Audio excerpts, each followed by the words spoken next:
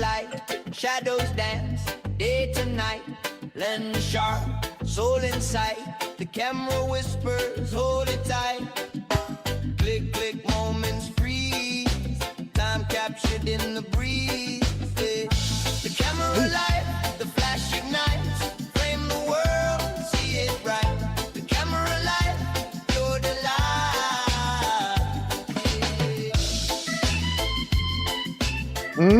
Good evening, everybody, and welcome back to the Camera Life podcast. This is the Random Photography Show, and we are joined today by Justin and Jim. We'll get to saying hello to those guys in a moment, but this is episode 134. How did it get to 134 episodes? Commitment. Like skill, I was going to say, but yeah, you're right. Commitment. That's very true. Two shows a week, every week, live, no matter what. Sometimes more. Unless we're away, then we miss it. But most of the time, every week, without fail, except for that one time. Yeah.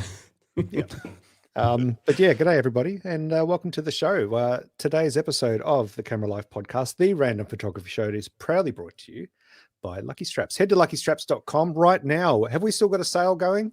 It's still going. It's got our family sale. About 53 hours or something like that left to buy something. If there's anything you want to buy, it's all cheap. Now's the time of the year to buy it, which is actually kind of the theme of the show tonight. That's what we'll be talking about later, is what's on our list of things that we're keeping an eye on for sale season. But if a camera strap or a nice leather belt, everyone needs to keep their pants up. And we make some of the finest leather belts around, Australian made, brass buckles. They won't wear out.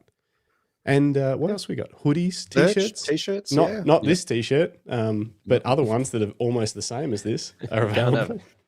You can't have this one. Actually, you could buy this one, but it would be expensive. If you're a beef, you can steal Justin's clothes. DM me, I'll sell anything. Everything's got a price, and it's probably pretty cheap. Just stop, because now you're going to advertise your boxes or your briefs or whatever it is that you wear. Oh, no. Let's not. There's a story there. There is a story. I'm sure there is. What's the story, Jim? I don't remember. I didn't sell my underwear. What? You were going to. I would have if they wanted to. I did. Yeah, we gave away a hoodie with a strap at Beefop. No. What Lucky was originally. Oh, yeah, that's true. Yeah. Lucky was supposed to be an underwear company. Wow. How did you pivot from underwear to leather straps? I convinced myself. You hadn't seen the underwear, Greg. No, the underwear was extremely comfortable. I had prototypes made. We had branding done. It was looking very cool.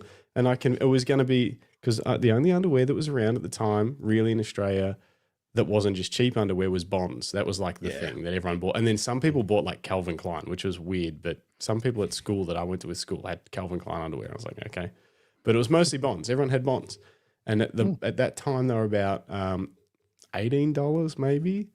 And I got the pricing back to get this underwear made, and it was like $12 a pair cost price. And I was like, to sell these, they'd have to be slim. They'd have to be like 25 by the time you do everything, all the stuff. Yeah. And I was like, no one will pay that much for underwear. Anyway, fast forward, and brands like Step One and Nobbies and a heap of other brands have done it way better than I ever could have done, and they've really done it. So they're really doing it. And what were you going to call were they Lucky Jocks? Lucky underwear. Or perhaps, Lucky underwear.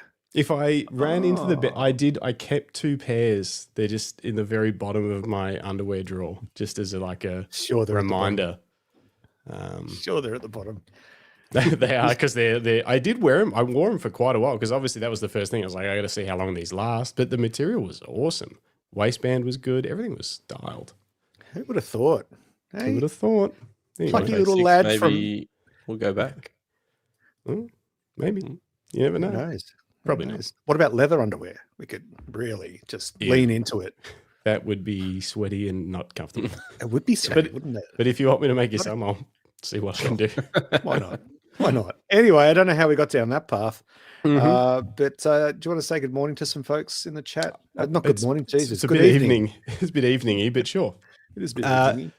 Evening, Philip Johnson. Thanks for sending a photo in, Philip. If you want a photo in the Your Images section, it's not too late. You can still jump in my email inbox and I'll try and get it into tonight's show, maybe in the next 10 minutes. If you're listening later on, do it anyway for next week's show. Justin@luckystraps.com.au, and we'll have a look at them all later on. We've got heaps already. Tons of people remembered over the last couple of days. They've been just popping into the inbox. So it was really good. Thanks, Philip.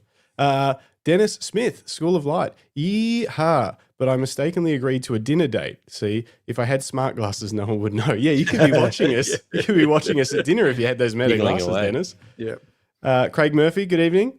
Hey, Craig. Got your photos. Lucinda, hey, I got your photos. Hey, Elena, Mega Pickle. Yeah, the emojis don't come through our system, unfortunately, but you guys can all see them in the chat. Elena's and we know what they are. Special emojis. John Pickett, what's up? Hey, John. Who else we got? Scott Longden, good evening. Lisa Leach, yeah. Rick Nelson. Tweak Productions. Hello, everybody. First time in the chat that hasn't been BFOP related. Well, thank you. Thanks for joining us. We'll try and make it fun. Tony's here. Are you sitting in the sim, Tony?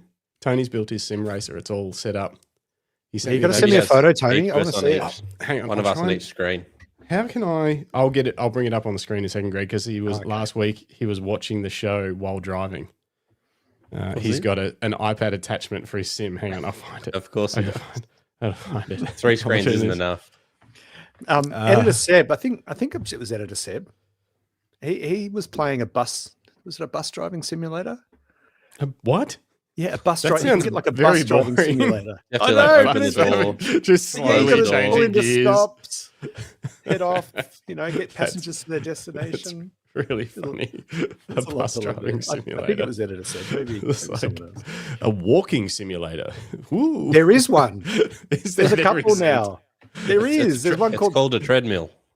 Death Stranding. Death Stranding 2 just came out. That's a walking sim, basically. There's a lot of other my bits going gosh. on, but yeah. I'm going to pull this photo up so we can see it. Hang on. Window, this one. Ready? So this was Tony trying to race his thing. And look, if you zoom in, this is his racing. Oh, hang on. And then God, that's amazing. this is us. Hey! Oh, that's awesome. And then he crashed. But yeah, look at all of his screens. Yeah. That's Crazy. epic. Anyway, That is very epic. no excuses. Anyone can watch this show, no matter what you're doing. Just Did maybe you not see if you... Felicity Don't do it in a Johnson real was car. watching it the other day.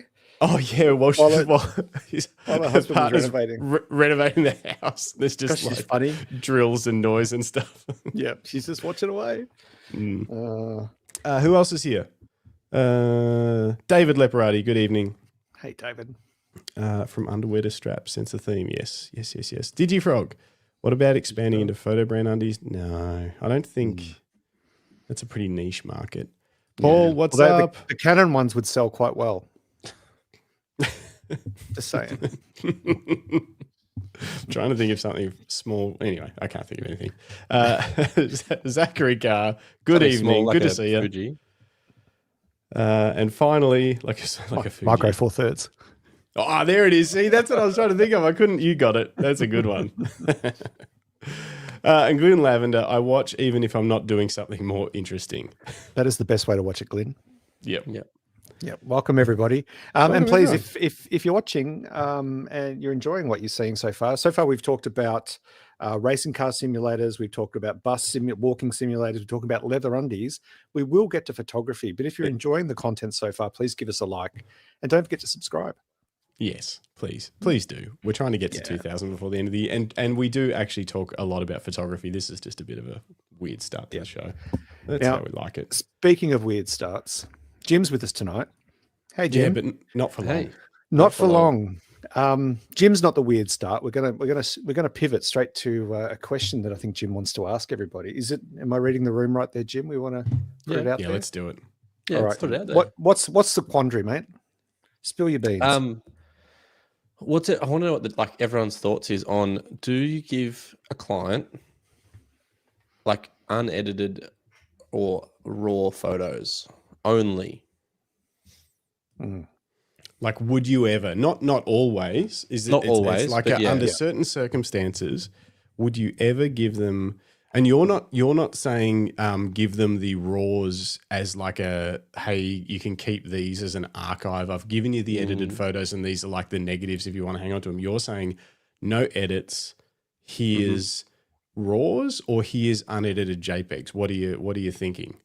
Yeah, so I don't know what they want because I shoot raw, so that would all be all I have, and I'd have to convert it to a JPEG. But yeah, they want all the photos, and I don't really think that they need all the photos. And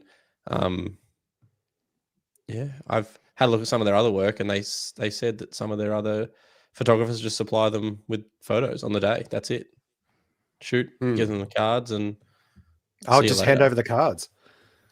Apparently, yeah. And I don't know. I don't like to work like that. Like, so I did a job, shot a lot of photos, culled it. But yeah, I've had a look at some of their other stuff, and I'm like, yeah, there's eyes closed and weird things that I would never supply. And I think the issue is, you know that they don't necessarily have a quality post-processing pipeline behind them. Because that was sort of my first question. I was like, hey, if they've got a grapho or something that's like, I'll just whip through these and dial in the way we like them to look. Yeah. If you knew that, you'd work with them. You'd be like, hey, all right, no problem. You guys sort of do your back end. You know how you like these things to look. That's fine. Let's see what the chat says. Here we go. This should be good, Dennis. Typing this via voice to text while driving, but absolutely, if a client pre-negotiates with me, I would give them the rules for the right reason, the right client, so long as they weren't a dick. I think that's a good way to look at it. Yeah, it's like, what are they? How are they approaching it? Do they understand? And yeah, will it be a good outcome for everybody? I guess is the other question. Are they going to get what they want? You're worried that they're going to end up disappointed with the images.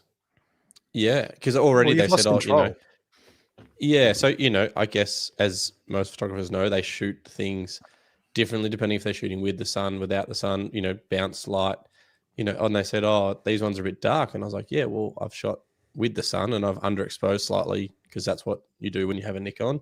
If it was a Canon, you'd shoot it slightly differently, but that's how I shoot.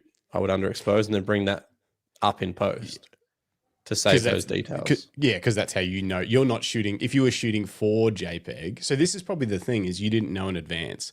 And if you, not necessarily shooting for JPEG, but if you're like, hey, I'm basically handing a card over, which is what we thought we were going to be doing at that CF Moto event on day one. We kind of went into that thinking we were going to have to deliver essentially JPEGs, kind of. So we were shooting differently to how, you would normally just go a little bit under if the sky's blown out, you're shooting into the sun, stuff like that. You just go under a little bit and bring it back. I want to see, okay, here we go. Zachary Carr, if they pay for it, but also have done corporate jobs where they just want the raws with no edit, never bothers me. And I think that, so what I'd like to know, and I agree, I that was one of the first things I said to Jim when he asked me, it was like, hey, I don't have this, this like, hey, no, never thing, but it depends on the circumstance and what the situation is. But what I want to do, you can give me your thoughts, Greg, while people chime in the chat. I want to know what everyone said. When they say like, if they pay for it or whatever, like, do you mean you charge extra not to edit? Like you charge a fee, because I saw someone else down here said something about danger money. Oh, here we go. I'll read Lucinda's out and then Greg, you tell us what you think. Lucinda says, I had musicians asking for photoshopping and then told them they had enough res to fill in a background. Oh, hang on. I must have missed what was before that. Oh, here we go. The only person I've given them to is photographer friend for their promo stuff to edit in their style. Yeah, exactly. Like that's someone you know what they're going to do. Yeah. And then she follows up later with, I'd add danger money to the invoice. So I want to know, like, what's everyone's thoughts on that? Like, do you charge more to do less work? And is that weird? And why? Very quickly. I feel like I'm in a weird spot. Just because Dennis is pulled over. All right. Yeah, I'd not give the raws to that client. There would need to be negotiation pre-shoot, rare occurrence. I'd give Greg the raws. There's my boy. Yeah, someone you trust. What do you think, Greg? Well, I mean, there's obviously needs to be a bit of context in there around what was the agreement before you showed up for the shoot. Was it explicit what you'd be delivering? Had they made it clear what they wanted before you actually agreed to take on the job? They said that, like, they did say that this is what they do. And I said, well, that's not, like, I don't do that. And you don't want, like, I don't think you want that. You don't want, I shot 7,000 photos. Yeah. I don't think they want that. No, I just imagine if you just gave them the card and you're like, see ya. Okay. Yeah. Have fun going through 7,000 images. Yeah, like I it guess took me, and I'm fast. I guess the you know, and it depends on the client. It depends on your relationship with the client. You know, we chatted a little bit before we went live, and there were a couple of what do you call them, red flags around this client potentially. But putting all of that aside, you know, you hand over raw files. You've got all of your worst images in there just as much as your best, and they now have access to them. They can publish them. They can say that they're credited to you without editing them. They could imagine do a you know terrible how we, job of editing them and credit to you. when And, you know, cut this is down- your brand. Imagine, like, if you cut it down to the worst 5 photos and you were like, Yeah, shot you go. by Jim. Yeah, and that's the thing is, like, so I gave them a lot of photos to have a look through. Yep. But I got rid of anything I think they didn't want, where, like, the model wasn't doing, you know, trimmed she it looks down tired. to like 20% Anything of I the thought they shoot, might want. and then allowed them to select. So say you took it down 20% of the photos, so you basically got rid of the junk. Like because we're Jim and I, we're kind of like what people would say are like overshooters. We don't like wait for we're not Henri Cartier-Bresson. We don't wait for the decisive moment. We just take all the moments and then we delete the crappy moments. And we've hopefully got a decisive moment every now and then. Every time. But anyway, like Sometimes. so like you got rid of all the junk, and then they essentially got to choose their selects that they'd like edited from all of the good shots. Yeah. All of the Anything shots that that are I in thought- focus. Yeah. Yeah. In focus, eyes are open, the model looks good. Like, you know, I don't want to stitch her up, and Yeah. Yeah. you know, because that's exactly. part of it too, is those moments. Yeah. Like making sure she's looking flattering in the way she Yeah. wasn't halfway in between poses and making a weird Yeah. face or whatever. Yeah, exactly. Which is that's all that stuff's built into you from wedding photography, muscle memory, like what you leave in and what you leave out. You just know they're not going to like that. Get rid of it. Yeah. Yeah. Like, but again, again, weird eyes and stuff. Yeah. But I think it all comes back to, well, I think there's a couple of things. You've got a brand to protect. Okay. That's your business. That's your livelihood. That's what puts food on your table and pays the bills. You've also got a reputation to uphold for future client work, you know, and so by retaining control of what your clients get, you are taking steps to ensure that future proofing and that you're protecting your brand and how your images come across. But also, you know, it's about that upfront negotiation. If they're now changing where the goals are, where the goalposts have moved to after the shoot, after they've agreed to take on your service as you, with the way that you work, the way you edit, all of that sort of stuff, they're now shifting the goalposts. I would probably dig my heels in a little and say, no, that would be me.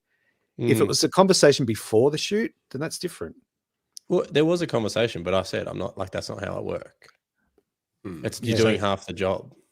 So Well, the you fact that they're definitely- ignoring that and they're pushing back on you again to compromise your standards, your professional standards and your work ethic and how you like to do things. This is now the second time they're pushing on you with this question. They obviously don't care about what you view or how you feel about it. They just want what they want. I like to push back a little bit on this and play devil's advocate just because that's how my brain works. But if you can do less work and they can get what they want, who cares? Yeah, and that's where I keep rocking between that. Yeah. Because let's put it this way. But So I want to. But already they've said, oh, you know, these ones are a bit dark.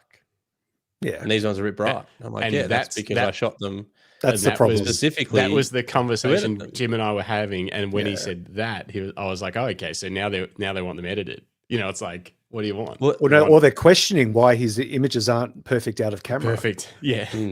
You know, and it's like, well, that's not how most professional photographers work. Yeah. You know, well, unless you're a Fuji shooter, it obviously. was But anyway, yeah, but it was confusing to me that some of their other photographers did that, and then I was able to find some of their work, and I was like, in their lookbooks, and some of the photos selected are, in my opinion, not very good, and I don't Didn't you think say that's the that- photographer's fault. Yeah. I think that's the They client's has just picked through the junk instead of only getting the cream. Yeah. Look, it's fine for them to gatekeep their own products and their own services, but they don't get to control how you look after your stuff. That's just my view. Yeah. And I'm a bit of a crusty old man, so It's hard though, because I do agree with Justin that I could just do less work and get paid. I get that. I worry what that shortcut may cost you. So, and that's you've lost control. That's where it comes to this question, which I will read out. There's a lot of good comments in here, and we're going to read them out in just a second before we let Jim get back to work editing these photos. Or not these other ones. Not these photos. But there is a question here that I'd thought is important from Lucinda. No, not that one. No, not that one. Here we go. Can we have any more context of the type of job it was, Jim? And I think, don't know how much detail you want to go into, Jim, because I'm sure everyone's watching this podcast and who knows, might find out. But also, I guess more importantly, how important is this job to building your brand? Is it something that's going to provide you networking opportunities? Is it more work you want to do more with this client? Is it more work you want to do with similar clients in similar industry? I think that's actually an important thing, because you might be setting yourself up either for failure later on with the same client or other clients they refer you to, or if you're like, this is a one-off, never going to really be doing this again, then maybe it doesn't matter. So what are your thoughts on that side of it? So it was a fashion shoot. The client was shooting a winter collection. So, we're 6 months out of when that collection's going to be live. Oh, yeah. As in winter 26 collection. Yeah, but no, that would go to stores for ordering. Oh, yeah. No, so the store's already ordered. And then the way that it works is like the stores then use the photos to sell on their stores. Yep. So that would need them by like March or something when they start receiving the garments for maybe even sooner. Yeah. Like, because they're going to want to start making lookbooks and stuff like that. To the second question, I do want to do more work in this industry, and okay. And here's another good question. That's definitely that's a fact, isn't it? Yelena asks, before this situation that you have found yourself in, Jim, would you have looked at the old images they've used and said that photographer's not very good? Yes, and I told them that. They sent me a lookbook from 2020, and I said, these photos aren't very good. And you know what that means? Some of them are good, but some of them are not, really not good.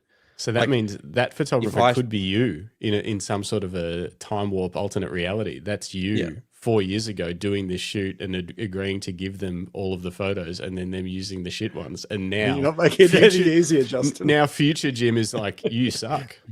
Yeah. Past Jim. Yeah, that's my concern. The first 3 photos in the lookbook is, I think the first one's out of focus, the second one's blurry, and the third one, just the lighting's not great. And I don't know that because some of them are actually genuinely great in the lookbook, and some of them really aren't good. And maybe that was just sometimes when we're shooting, we're figuring things out and we go, or there's someone else pushing you and saying, do it here. And you go, I'll do one, but I don't actually think we should do it here. We should do it over there. And maybe they've picked the first one. So yeah, it's like, I was pretty on the day, like, we should shoot here. And I say, well, we can, but this is the reasons why we won't. Because we shot for 11 hours straight. So obviously the light changed significantly throughout the day. We were getting live updates through the day. Jim we were. Fell down a dam bank. And I think at 7 p.m. he was like, I'm never going to stop. It was the shoot that didn't end. Yeah, it was good. Like it was a great day, but I had to definitely stand my ground at times and say, like, I understand you want to shoot here, but these are the reasons why I wouldn't recommend it as the professional photographer that you've employed. I think the other thing to keep in mind, sorry, I just want to throw in another point quickly, Justin, is that doing these fashion shoots, if every job was going to be a fashion shoot and you were just going to hand over the SD card straight out of camera and go, here you go, do what you want with them, that's one thing, and that's fine. But you also have wedding clients and boudoir clients. So you've got other people that could see this work and could make a decision on a $10,000 wedding day as to whether they hire you or not, based on some photos that you let someone else deal with and put out in your name. See, once you do that, you lose control over what they're putting your name to. So That is true. Lucinda's last comment is interesting. Maybe show them a few before and afters. So I did that. I edited 6 photos and I sent them to them. And one of the photos, they said that it's too bright. And I was like, I looked at it and I was like, what do you mean it's too bright? And they're like, it's too bright. And I said, well, specifically, can you tell me, like, the greens are, I'm like, oh, okay. So maybe they don't like my editing style of like punchy greens, which, we can easily fix that. But the skin tones are great. The garments looked great, but they maybe want something a bit more subdued, and they've picked a outdoor location with vivid, that was the problem. Spring colors around. Yeah, the shooting conditions you're in. I mean, you can do a bit with an edit, but the greens were kind of popping is in what the it sun. is. At that point, we're shooting with the sun. The greens are popping. Yeah. I want to jump to some more comments. I have also opened the phone lines. If any of you crazy cats are just call in and just unleash the fury on this fictitious. No, it's actually a real client, but this unknown client. Let me go back a little bit here. Glenn says every moment is decisive. Well, we try and capture all of them, Glenn, just in case. And we never know. Maybe we're wrong. Like if the client wants what the client wants, that's fine. But they needed to make that clear up front. And they did, but I said like no. Like, that's and they ignored you and asked again. So they had a choice there and then to say, you know what, we only will work with someone that gives us the raw files. Sorry to waste your time. Lesson learned. Well, but they went ahead knowing what your stance was. There's some interesting things about the raws too, because I think that is something you can say is like upfront. Hey, yep, I can give you the raws. It's this fee, and then you can do what you want with them. Zachary Carr says I charge extra if they want raws on top of edits, so he'll always give them an edited set. By the sounds of it, with corporate gigs, they sometimes have in-house marketing team or graphic designer to deal with the raws. Yeah, and I've experienced that before, and I'm like, that's sweet because you guys can match colors or whatever you want. Yeah, they don't have that. And there was also, like we shot outside, there was a truckload of flies. Yeah. That, and they'll slip through and end up in the lookbook. Yeah. If you leave them in, because not a lot of people spot those on first glance when they're looking through photos. No, but if you know to look for them, you find them. Yeah. And then they're there forever. Yeah. Rick Nelson says you would charge more as an add-on to deliver raws with the edits. Yep, same sort of thing. Just the raws, no edits, I charge time. Interesting. So like a bit of extra, like raw delivery fee kind of something. Philip McCallum, I think it's your work. If they stuff it, it could rebound on your reputation. If you do, cover it in your contract. Like if you are a dick, then I will be mean to you back. Oh, well, that's the solution. Tell them you've got a raw fee and make it some exorbitant amount of money, or you can have the edits for this price. It's like you kind of... I think the issue with that is it's like they're not going to be happy. Exploiting them. Yeah. Well, you're not exploiting them, but it's also like, do you want the client to be happy? Because if you were going to do that, I think you'd be better off just pushing back and being like, no, I want to make sure these images are great for you. They're all going to be edited. You just tell me which ones you want. And you just have to push through that process. The other trouble is they want a lot of images. And I think I included I think in the end, because we did some extra hours, like 250 or something. But I reckon that they're going to want like 500 to 1,000, maybe more. And it's like, well, I can edit some extra, but there has to be, there's a line at some point where that crosses. And this is where it gets crazy. So you probably did what, 12-hour day? Yeah. Or technically 11 hours. 11-hour day, potentially 500 to 1,000 images. That's a wedding. Yeah. Yeah. Like that's a $3,000 to $4,000 job. Yeah. 5. Over 5. 5. Yeah. Yeah. Well, that's a Saturday, a lot more pressure. But I'm saying like weekday, less pressure, $3,000 to $4,000, reasonable fee to charge for that. And that's not what you charged, because that's not the job that you got booked for. The job you got booked for was like a couple hundred images and a lot more chill. Yeah, so they keep moving the goal. And that just rings alarm bells to me. Yeah. And like I said at the start, if it was a client that you knew and they came and said, look, Jim, sorry, I know that every time we get your JPEGs and we love them, but this time around we want your RAWs. I'm sorry, we didn't say it beforehand. This is why. Like there was none of that kind of preamble, and you didn't have that relationship because this is a brand new client for you. But yeah.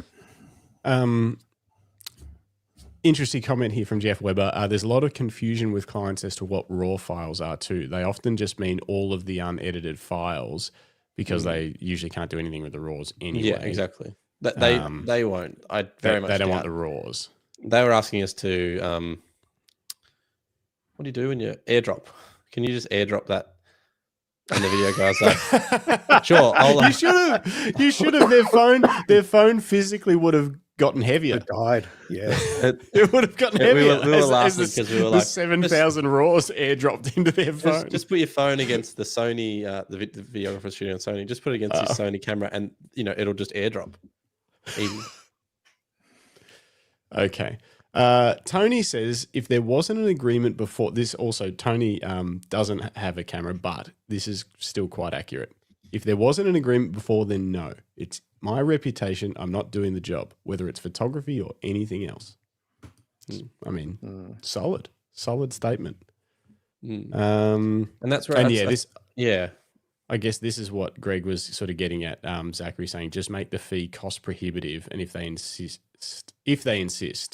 because it wasn't negotiated beforehand. So it's like if you really don't want to do something, and they're pushing for it, you just price it in a way where either they're going to say no, or you're going to get enough money that you're like, okay, this is worth it.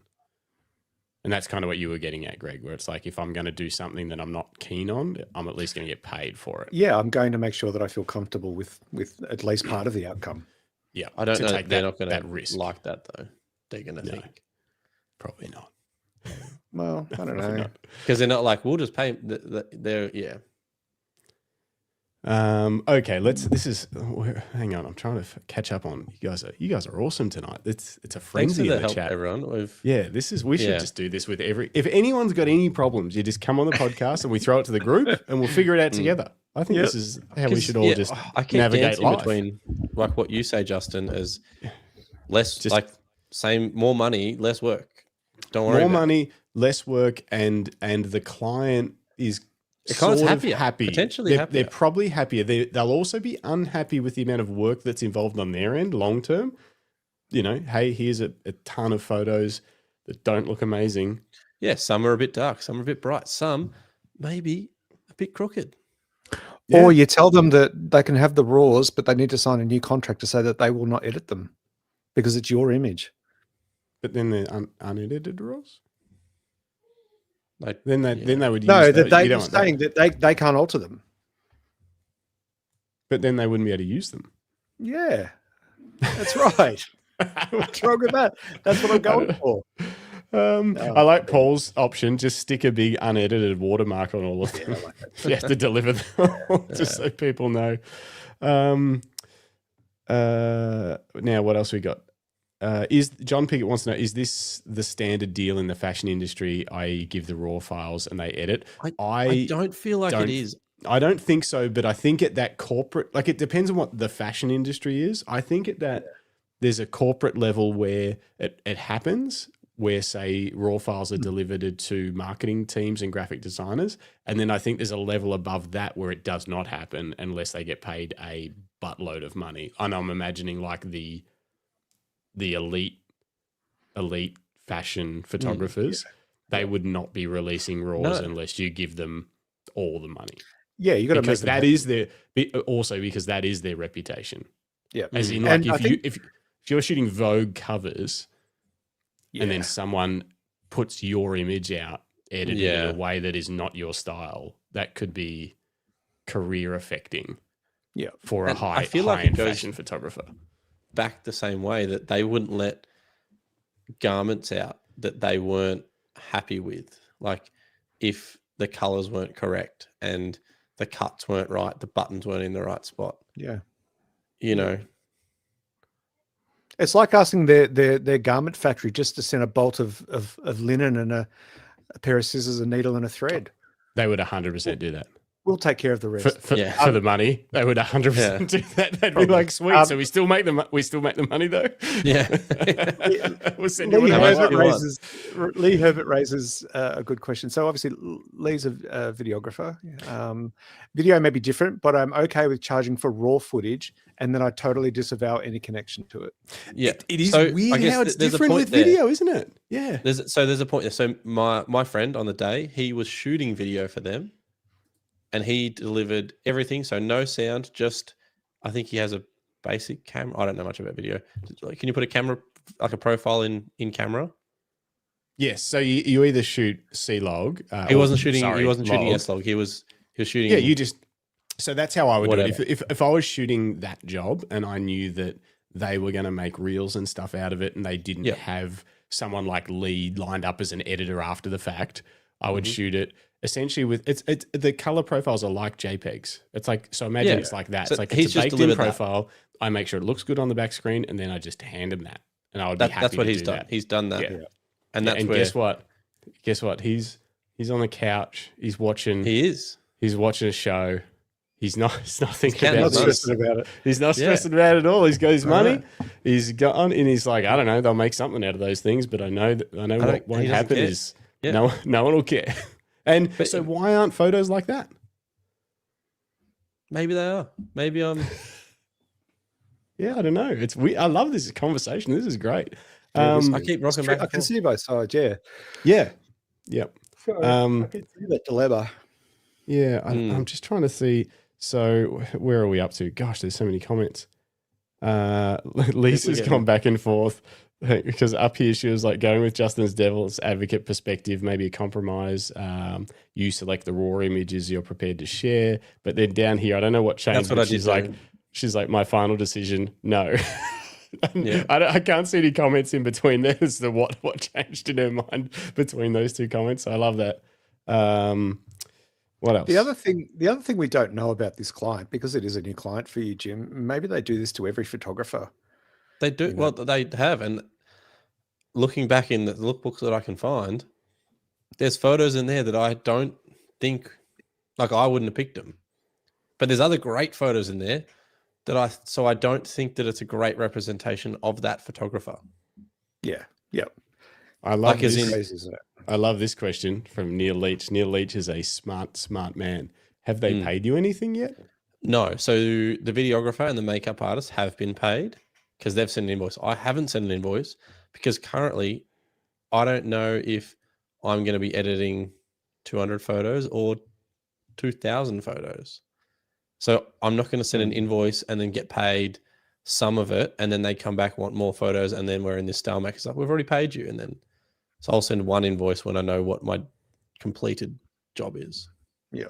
But they did ask me to send one. They want to pay me straight away. So I don't think they're going to dog me on that. And Lucinda might have got to where we were all slowly getting to. Do we think they burn through photographers? I don't know, because apparently the other a good photographers question. commented on their behind sneak peeks and were like, oh my God, sad we missed it. So they didn't get to go. Because we got the No. because Jim told me when I asked that, Jim said no, they say that they like to mix it up with photographers each time, and I was like, mix it up, do they? Or the other piss people photographers were off. like, well, maybe not piss people off, but if Jim quoted this job again next year, I'm guessing Jim's going to say that'll be $3,000, and then they say Probably a little more, yeah. we might mix it up, and then they tell someone else what the job is, which was supposed to be a 7 or 8 hour shoot. Yeah. Or whatever. 200 and- JPEGs. Yeah.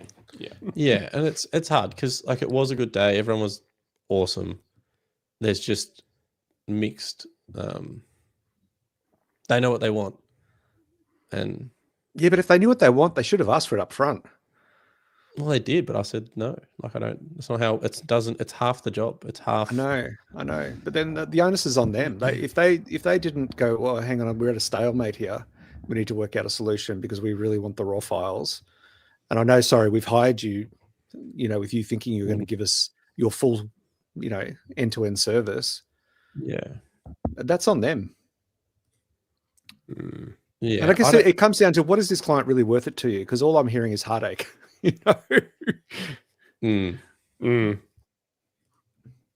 Yeah. There was a lot of red flags, Lucinda. Yeah, there was, and I rang me saw about them. this job before he took it, and I was like, saw. Yeah, I was But- pretty. I rang Justin this afternoon. I was pretty stressed. Like, yeah, I was not feeling good. Yeah, I'm Yeah. sorry, mate. That's shit. No, that's fine. It's. Yeah, I saw the red flags. Maybe the differences of opinion.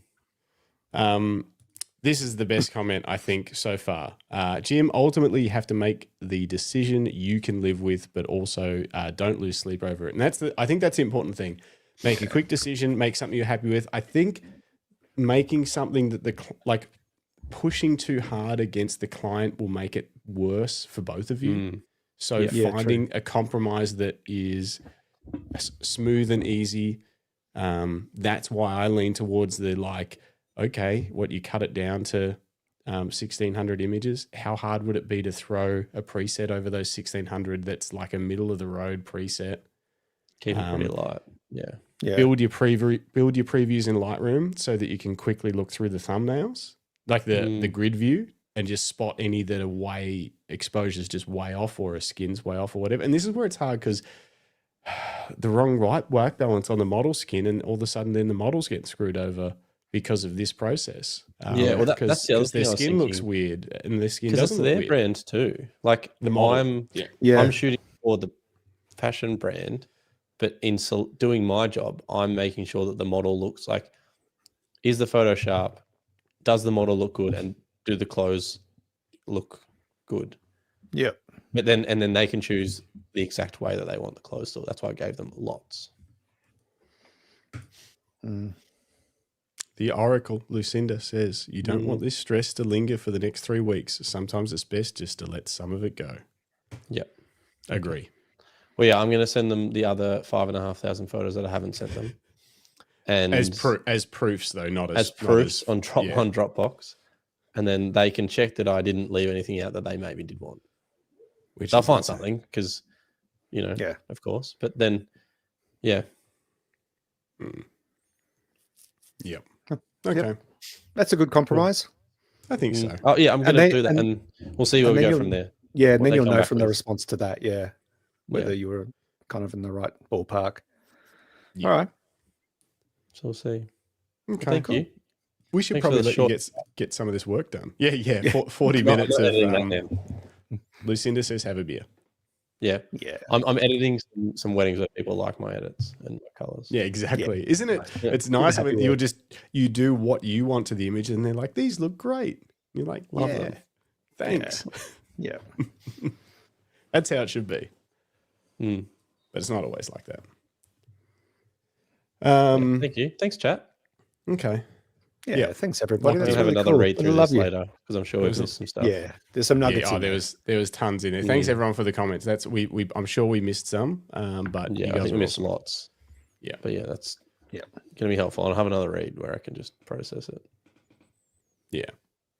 And in this discussion, Tony has lowered his lap time by 4 seconds. Well done, Tony. Hey, Smashing nice work, Tony. I'll just ring you, Tony, when you're racing and give you my life problems and you'll just get faster.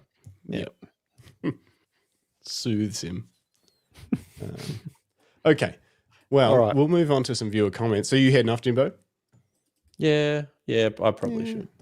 You're like, oh, Otherwise, okay, I'll just be here forever.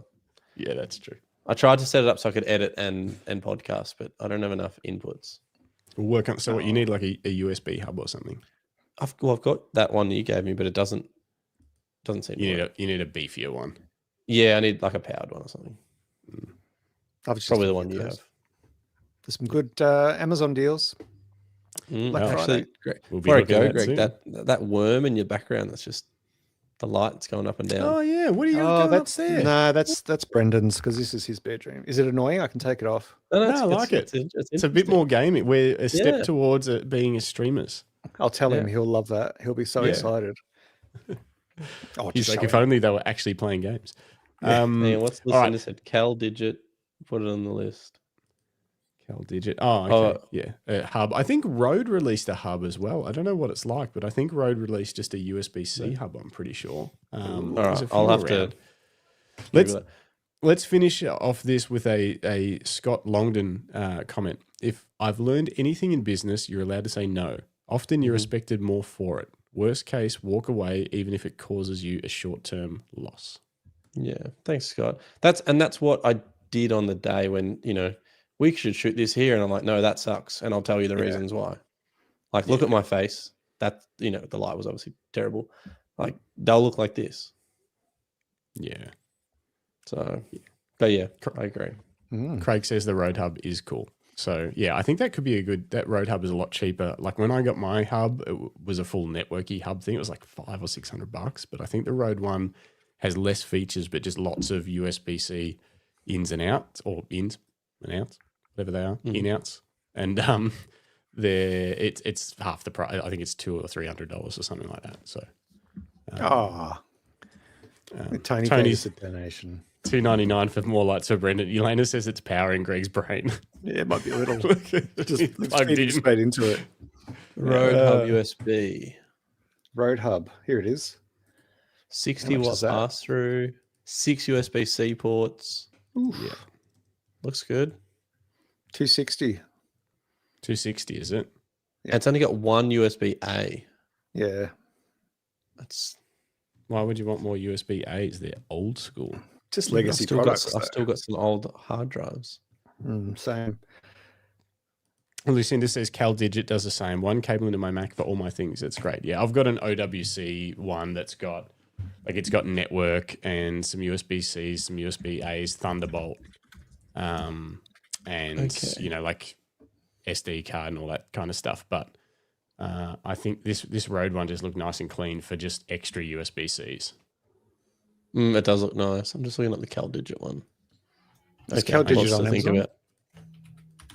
No, it's on caldigit.com. I've never heard of that brand. Oh yeah, you can shop direct or shop on Amazon. This is the Rode sales. So very that simple, does look pretty good. Very clean. Yeah, it's nice. Straight into your laptop. Oh, it's got a micro SD and an SD as well. Yeah. Oh, I didn't know that. Okay, so it is a bit more feature packed than I thought, but it's still doesn't have Ethernet, or I think mine's a 90 watt power delivery. 60 watt would keep your laptop going, but it's not ideal for running it while you're doing beefy stuff when you're on a MacBook Pro. Yeah, but certainly like a MacBook Air would be fine on 60 watt. But that's what's crazy about the MacBooks is like they can run on lower wattages now. Yeah, it's great. But like it's so weird. Like it was so fixed for so long, and now they're like, oh, I mean, it kind of likes having 100 or even 120, but I mean, 80 will do something. It's like it's crazy. Yeah. So mine's powered via the screen, like my monitor powers my MacBook. Oh, okay. So you don't. But sometimes it won't connect.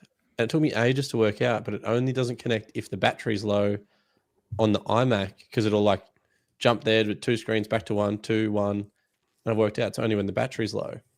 And it's obviously a power. Pulling too much power, Pulling too much power to try and charge.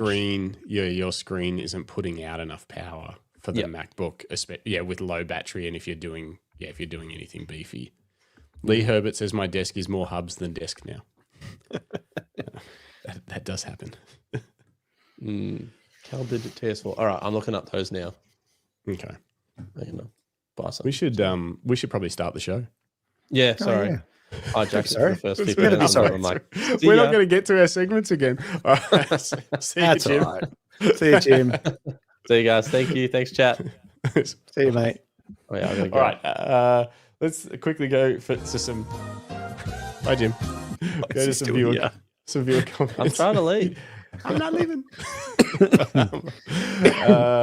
Okay. Very quickly, some comments from last week's stuff. Let's have a look at what we've got here. Where are we? We had a great chat on episode 133 with Harriet Tarbuck on Thursday. We had a great chat going over like creativity and all sorts of stuff. David Leparati, at David Leparati 1958 says, "Hi guys, another great chat. The discussion about artists is an interesting one. I think as photographers, we are all artists, just the same as painters and sculptors. Traditional artists use a variety of brushes, paint media, substrates to create their vision, as do sculptors who use various tools to work with their materials into their vision. As photographers, we use various cameras, lenses, lighting gear, mediums, and processing to create our vision of art. The old saying goes that art is in the eye of the beholder. That's why we all see differently. That was a tongue twister, David, but an amazing comment. Heart. Yeah, we chatted about that for a while on the show. It was actually really interesting. Yeah, it was.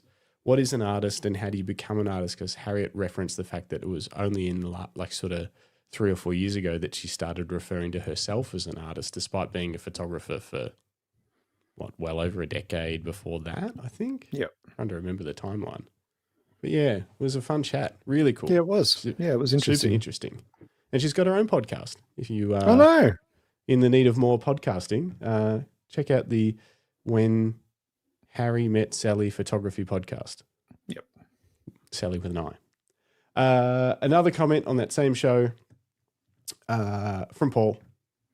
Great episode, guys. Was lucky to benefit from Harriet's wisdom at the Bright Festival of Photography when editing my photo project. Watching her work in real time as she moved 6x4 prints around the table was fascinating. And timestamp, hour and 38. I'm with you, Greg. I can't make the 50mm work either. I had a week in Japan for work and took just the 50, but it was too constrained for street and didn't have enough reach for landscape. I regretted not bringing my trusty 24-105. Yeah. That is a good description for a 50. It's like too tight for some stuff, but not long enough to be long. You know, like it's just like nothing. Yeah. But it's also everything. I don't know.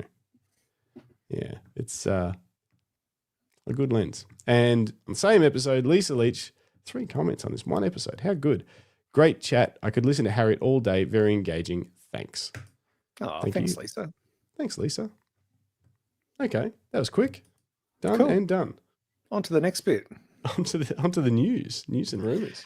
We'll fly through this because there's really not a lot of news, but do that. And welcome to the news at the top of the hour. Very quiet news week.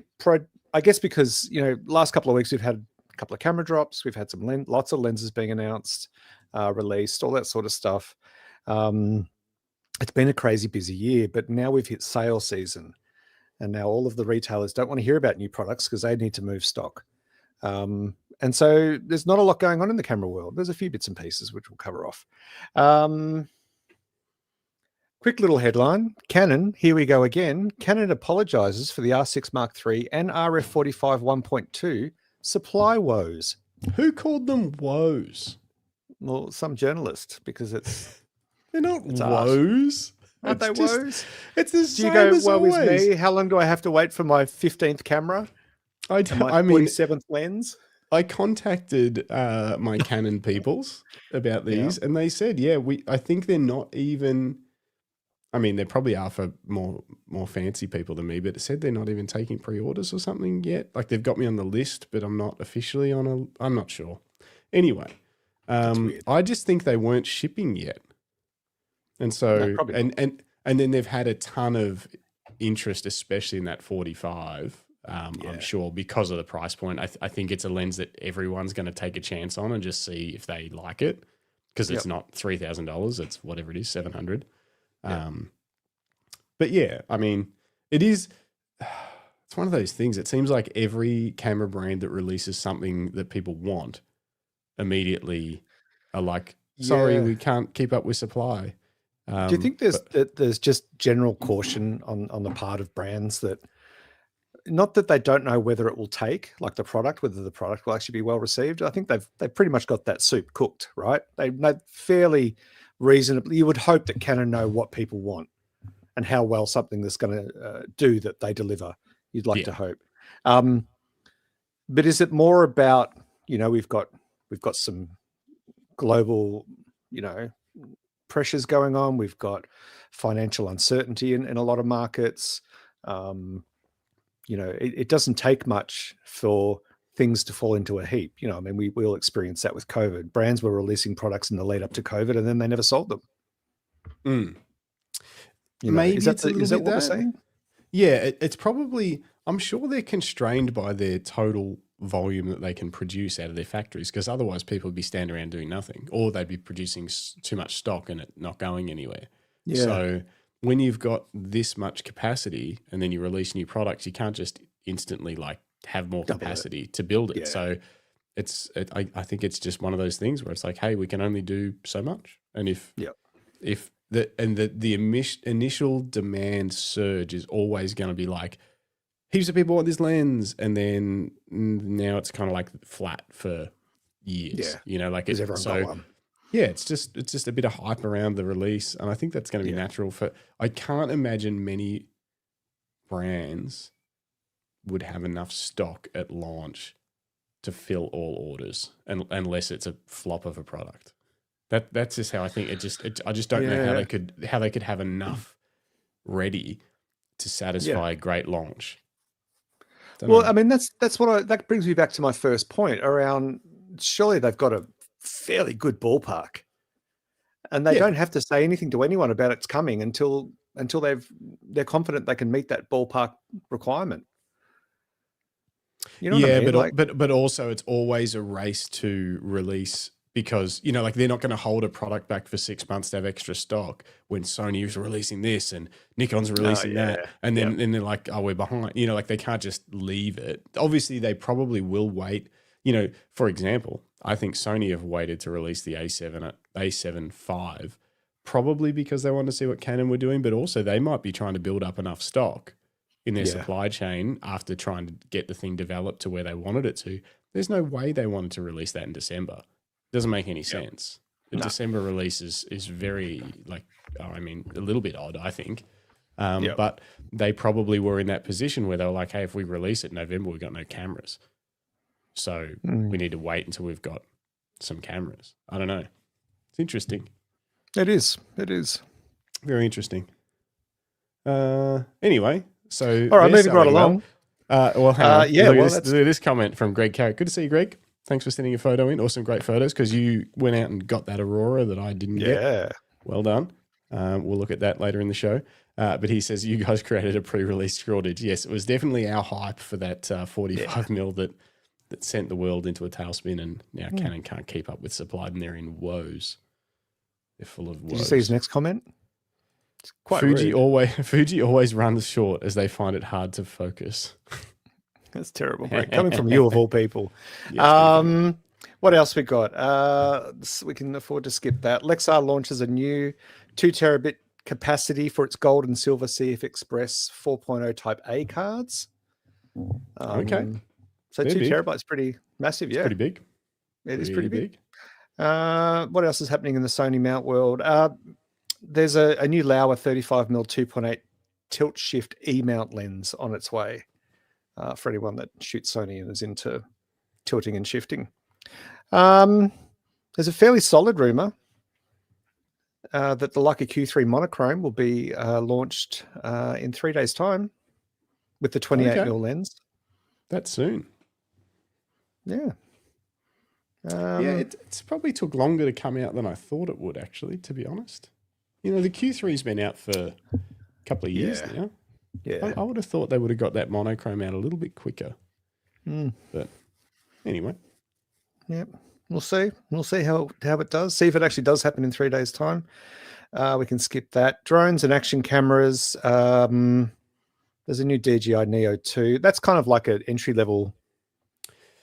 It's an entry-level drone, but what's interesting is you don't need a controller for it.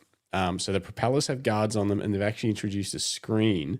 The screen doesn't show you, as far as I know, I haven't looked too much into it. The screen doesn't show you the image, but it shows you what mode you're in and stuff like that, because it's basically set up so it can follow you. Yeah, and uses lots of hand gestures. Exactly. Go away and yeah. So it's like, hey, we're going to go on a hike. Let's get it to follow us for a bit on the hike or whatever. Yeah. So you don't need a controller, and it's got a little sort of status screen for what mode it's in, stuff like that. It's pretty cool. Do you think that's our future? That we'll all just have these groovy glasses that display everything, but we'll also all have an individual drone following us around, just recording our lives? Like a dash cam, but for humans. Yeah, just constantly flying. Do you think those meta glasses that Lucinda's got, when everyone's got them, they will be like dash cam compilations, but it'll be the meta glasses Yeah. of everyone's just everyday fails and stupidity captured by meta glasses? I'm sure they're out there already. Probably. Gosh, what a different world we're going to be in. Nothing will be left to the imagination. Everything will be documented. Yeah. Yeah. Or will it? I Because they're heard talking someone about say, bands.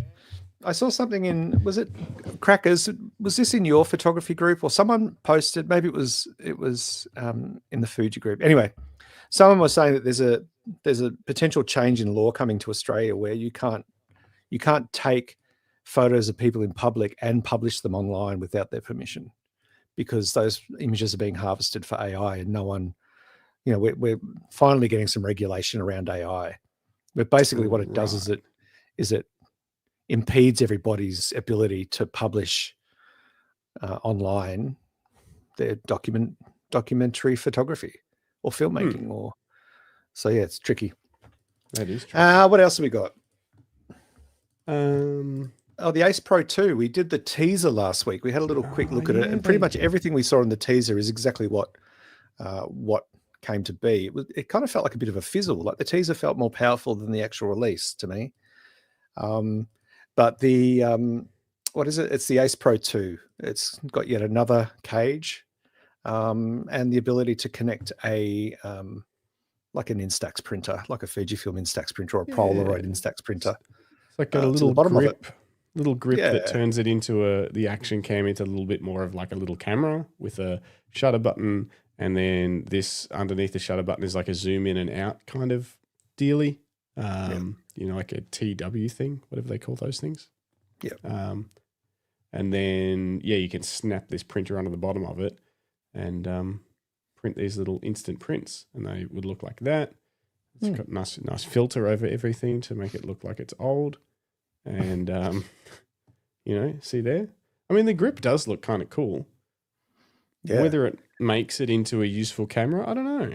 Needs a lucky strike on it. It does. Not whatever that knockoff of Peak Design is. Whatever. It has made it basically the same size as like a decent Sony or a Fujifilm body. Like it looks quite chunky now. Looks chunky in that shot. I think it would still be. She might have small hands. It looks huge there. Small hands. It does look huge there. I think it would still be small-ish, but it's hard to know because it does look really big in those photos. It's all about the perspective, right? What was I going to say? It's interesting. Speaking of action camera rumors, at DJI, I think we've got an impending release of their action camera, the Osmo 5, because by impending release, I think it's already released in China.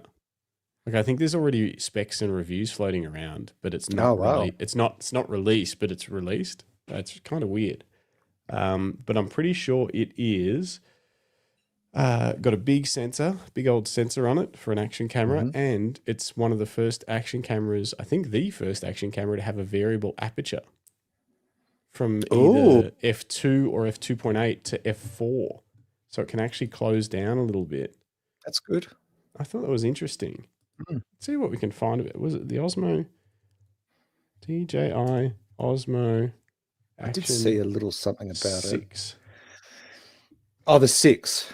Yeah. No. Where is it? I saw. Dun, dun, dun. Yeah, it's kind of out on phonearena.com. That sounds legit. legit. Check that out. Sounds totally legit. Let's have a look. Okay, Osmo Action 6. A glimpse of light in a small space. Sounds like the start of a poem. Yeah. Yeah, 1 by 1.1 inch square sensor. Variable aperture.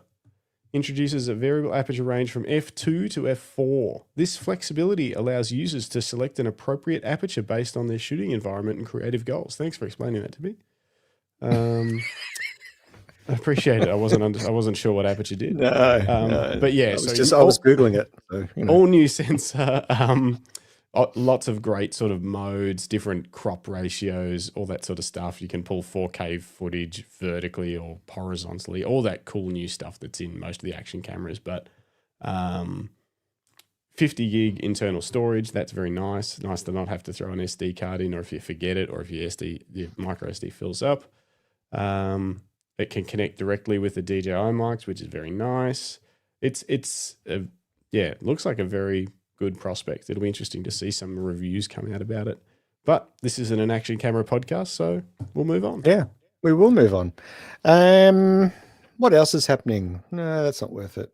Apparently, Paul reckons that tagline was written by ChatGPT. So a glimpse of light in a small space. Makes no sense. All right, two little random news bits down at the bottom there, boss. This mind-blowing photo shows a skydiver in front of the sun. Oh, I saw that. That was freaking cool. Yeah, I sent this to you. I sent this to our chat. Sorry, our private chat. Sorry, everyone. I just like to boast that I'm in a private chat because I don't have many.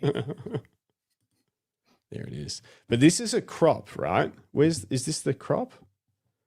Which is amazing. But there's a full, this one. Sorry. Yeah. That one. Isn't that insane? Yeah. Holy moly. I don't even, cool. This is one of those things where I need it to be like on Petapixel and a few other places to know that it's not AI. Yeah. And even still, how do they know? Also published a how they did it video. Okay, perfect. Yeah, that's what I mean. As in, that's why it's amazing that someone does this and then they're like, yeah, there's no way that we faked it. Here's everything you need to know. And other smart photographers can be like, oh yeah, that makes sense. Like that would work. So that fools like us don't get tricked into thinking that something's real when it's not. Because when they shot it, the photographer had cameras connected to the to like telescopes. And he had like a headset on. He was constantly live with the skydiver. And then I think the skydiver had like a helmet cam on or something. There was something of him jumping out, I think, or jumping off a ultralight. So it all looks fairly legit, but pretty phenomenal. 6 attempts. It says. Oh, there's the video there. I think that's can we watch it? How's that work? Yeah. Oh. That was it. That's a funny video. It's just like, Okay, maybe that's not the behind the scenes one, but there is a much longer video. Yeah. That's well, I'll have to check that. Oh yeah, there it is. Yeah. That's it. Yeah. Right there, I see you. All right. That's good. Okay. 3, 2, 1, go. Oh my God. He's so happy. I love it. He can't. He doesn't know what to do. He's so He's excited. like, I got it, dude. Dude. how wholesome. She said, "What the frick?" I know. Oh crap! He jumped on the right side, perfect. Oh my gosh, dude! That's so cool. So Andrew McCarthy is the photographer's name. Andrew McCarthy says, the moment I captured something incredible on Saturday, these reactions were completely unscripted. I know. What the frick? Just the sheer awe of the moment. I still can't believe it's real. See what I'm reacting to tomorrow morning. No, we can see it right now. But yeah, very, very amazing. Yeah. It's cool to see someone doing something new. Like, I thought everything with photography had been done. You know, it's easy to fall into that trap of thinking, oh, everything cool it's already been done, you know? Yeah. But yeah, it's that's pretty amazing. I mean, that's just genius, isn't it? It is. It is genius. It's something I didn't even know that could be done. We need a really strong light source just for the backlighting. What's the strongest light we can get? The sun, dude. What the frick? Yeah. Like, you know. What the frick? It's so cool. Also, I have a pet hate of people saying things like, what the frick? It's just lame. Just say it. But in that situation, I'll let it go. All right, whatever. Okay. And the only other little bit of news that I wanted to bring up, a little random one. Photographer gets backlash for declaring vendors should be fed at weddings. Oh, this is it. We should have had Jim on for this one. I know. Maybe we'll leave this for next week. Do we need to? Maybe we should. Yeah. We'll park that for next week. Park it for next week. Maybe I'll put a poll out on YouTube and see what everyone else thinks. All right. what the wedding photographers think. It's an interesting topic. Yeah. Very interesting. You missed one. The Did I? Fujifilm IT32 flash. Oh, I skipped over it. It wasn't that big a deal. You didn't think it was cool? Yeah, it's cool. I actually think it's kind of clever. I'm going to pull It's it a up just modular for fun. system, isn't it? It's modular, and the thing that makes it cool is the way Fuji Godox's flashes work is if you have any of their TTL slavable flashes, like I've got the V860 or whatever over there, but it's the Nikon version V860. But I can still use it as a TTL flash with my Canons if I put a Godox Canon trigger on my Canon and then just hold the flash next to my camera or put it on a bracket or put it on a stand, and it'll work perfectly fine as a TTL. And so what they've done with this is they've made the trigger, which is called the X5. You buy that specific trigger for Canon, Nikon, Sony, Fujifilm, OM system. That's what those letters are for. That trigger becomes the foot. So you can either use the flash as a separate unit, which is nice and compact as an off-camera flash with this trigger, or that becomes the foot. Look at this. Whoop. Oh, modular. Boop. So it's modular. And so if you have a different system, you just get a different foot for it or whatever. If you got multiple systems, it's quite clever. And It is clever. Quick to just, swap them around, switcheroo. It's I thought it was inventive. It's not something I need, but I think it's clever. Yeah. See, look at that. Look, just boop, on camera. And then you can swap it from one camera to the other. You could have a trigger on each. You can pop it somewhere else and use it as off camera. What if you need to put modifiers on it? Wonder how it would cope with that. With that weight.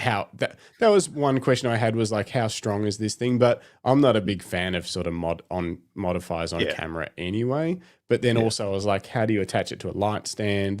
There is a few things that I haven't looked into. I think that's where I was like, I probably wouldn't buy it because it's sort of a level below the sort of lighting gear I would normally get, which is sturdier. Excuse us.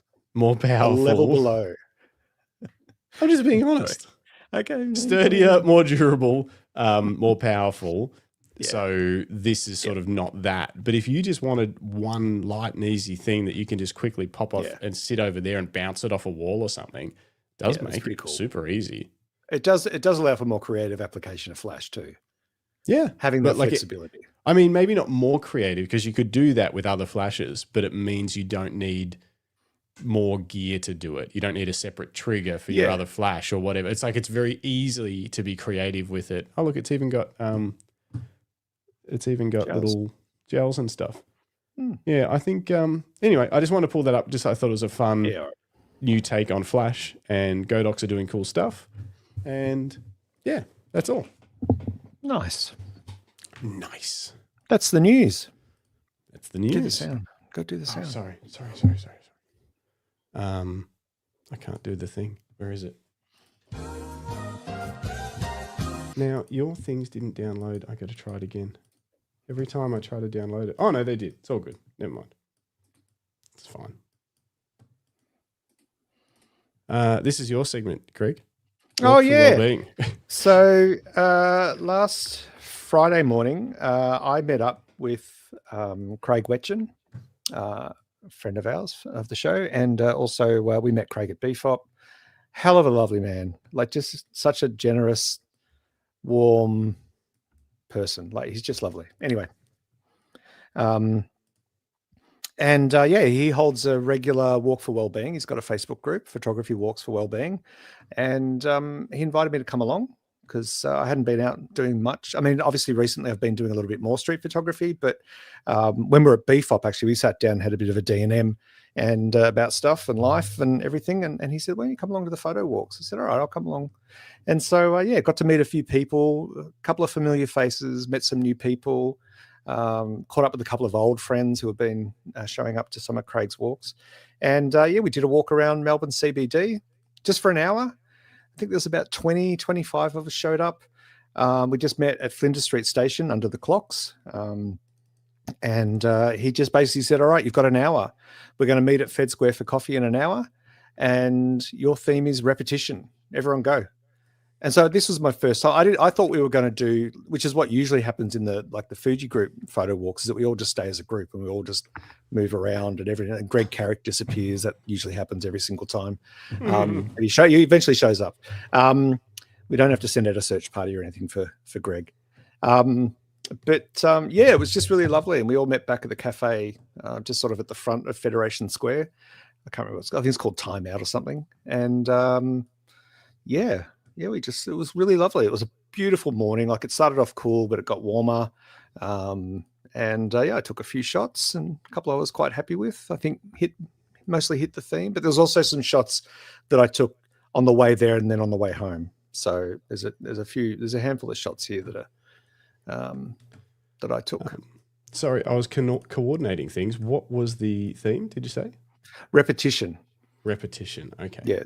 But this is not from that part of the day. Okay, so this is just some of the shots from while you're out and about, not necessarily repetition themed. Yeah. Okay. Yep. Let's have a little look. I like this one.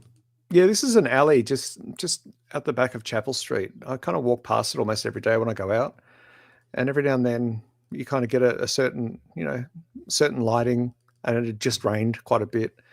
It was looking quite gloomy, and I just really liked the vibe of it, so I photographed it. Well, I think it's a good photograph. Oh, I thank you, sir. It's a good vibe. Yeah, I like it. I saw this one on... that was the night before, actually. Oh, was it? I was going to say, I think I saw it on the internet, and I was like, that's very cool. It's such a pub. Is it a pub? Yeah, it's a pub. Yeah, it's a good old pub. Yeah, it's just got all that vibe about it, you know? Yeah. We were in kind of Coburg area. Fitzroy, is that near Coburg? Yeah. I don't know. I can't remember. Anyways, and there's so many pubs in that area, like old pubs, old school pubs that, they have a local footy team even, and like not an AFL league, like just a VFL league, or even like a kids league that they support. And they did really nice meals, and we just met up there for a drink before we went to watch one of the kids' end of year performances, and the light was good. The light was calling. The light was calling. I like it. It beckoned. And I looked across, and this lady was just sitting there on her own, staring out into the world, and I took the shot. You captured it. I did. The decisive moment. The decisive moment, as Glenn Lavender would say.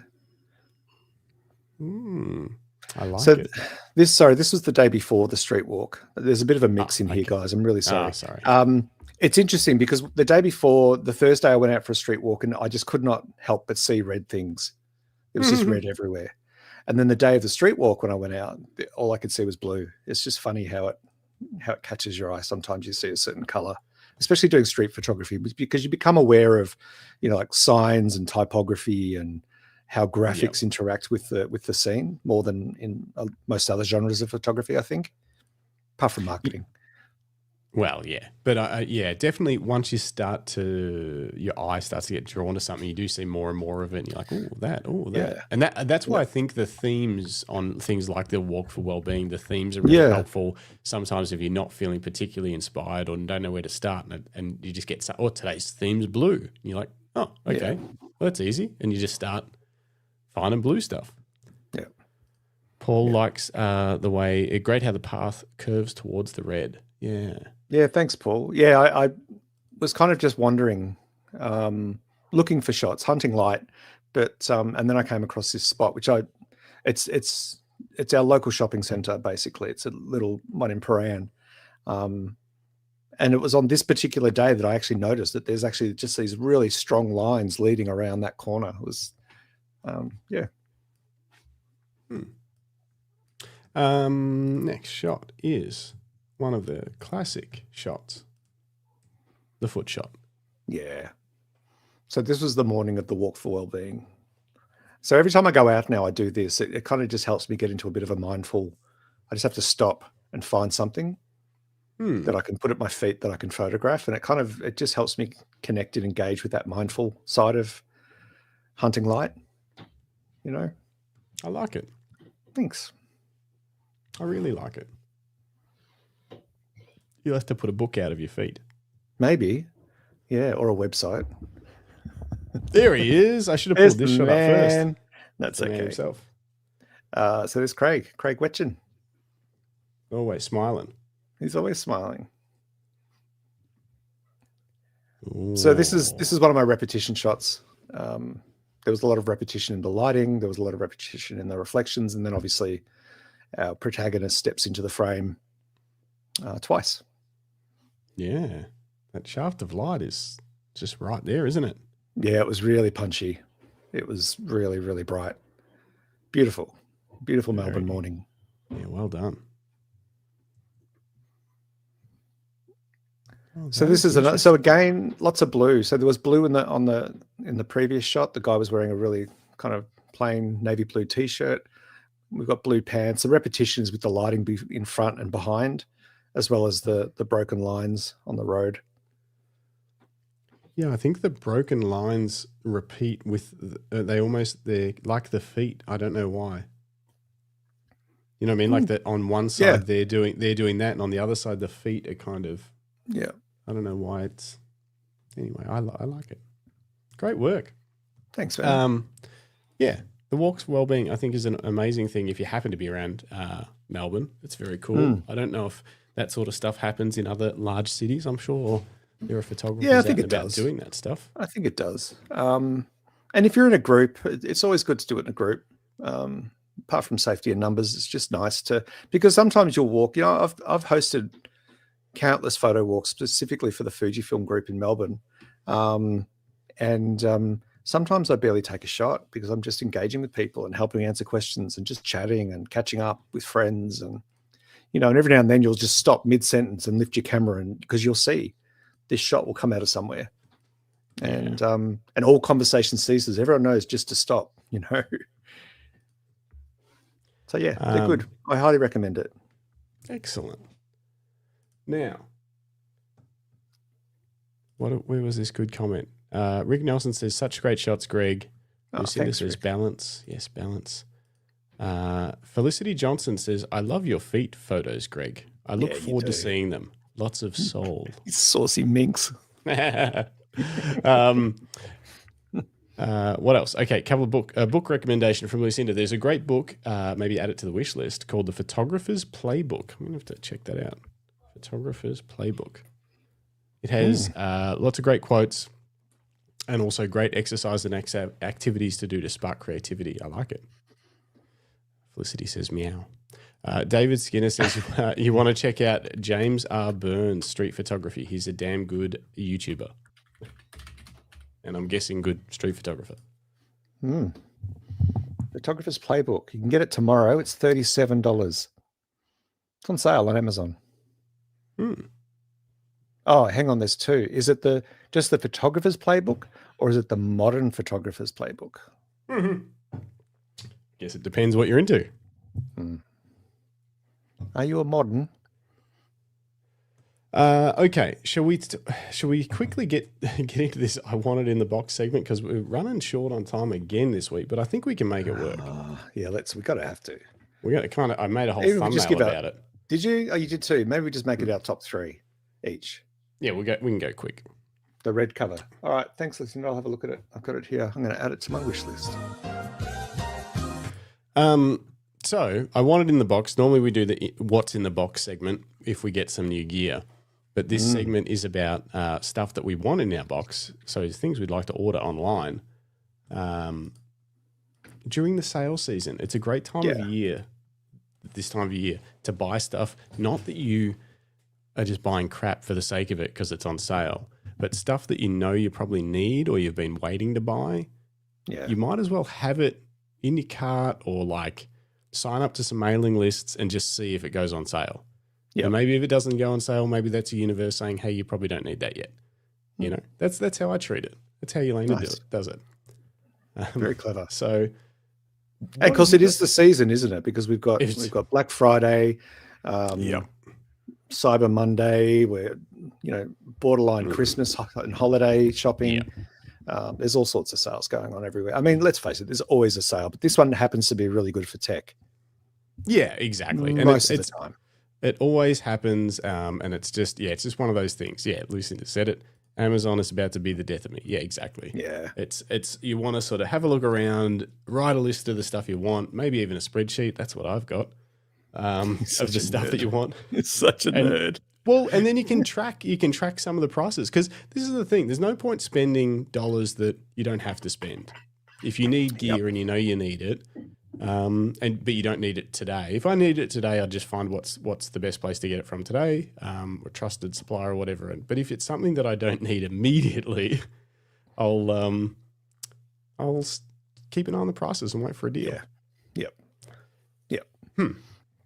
I get that too, because often those impulse buys, you can regret them. I have. We all have.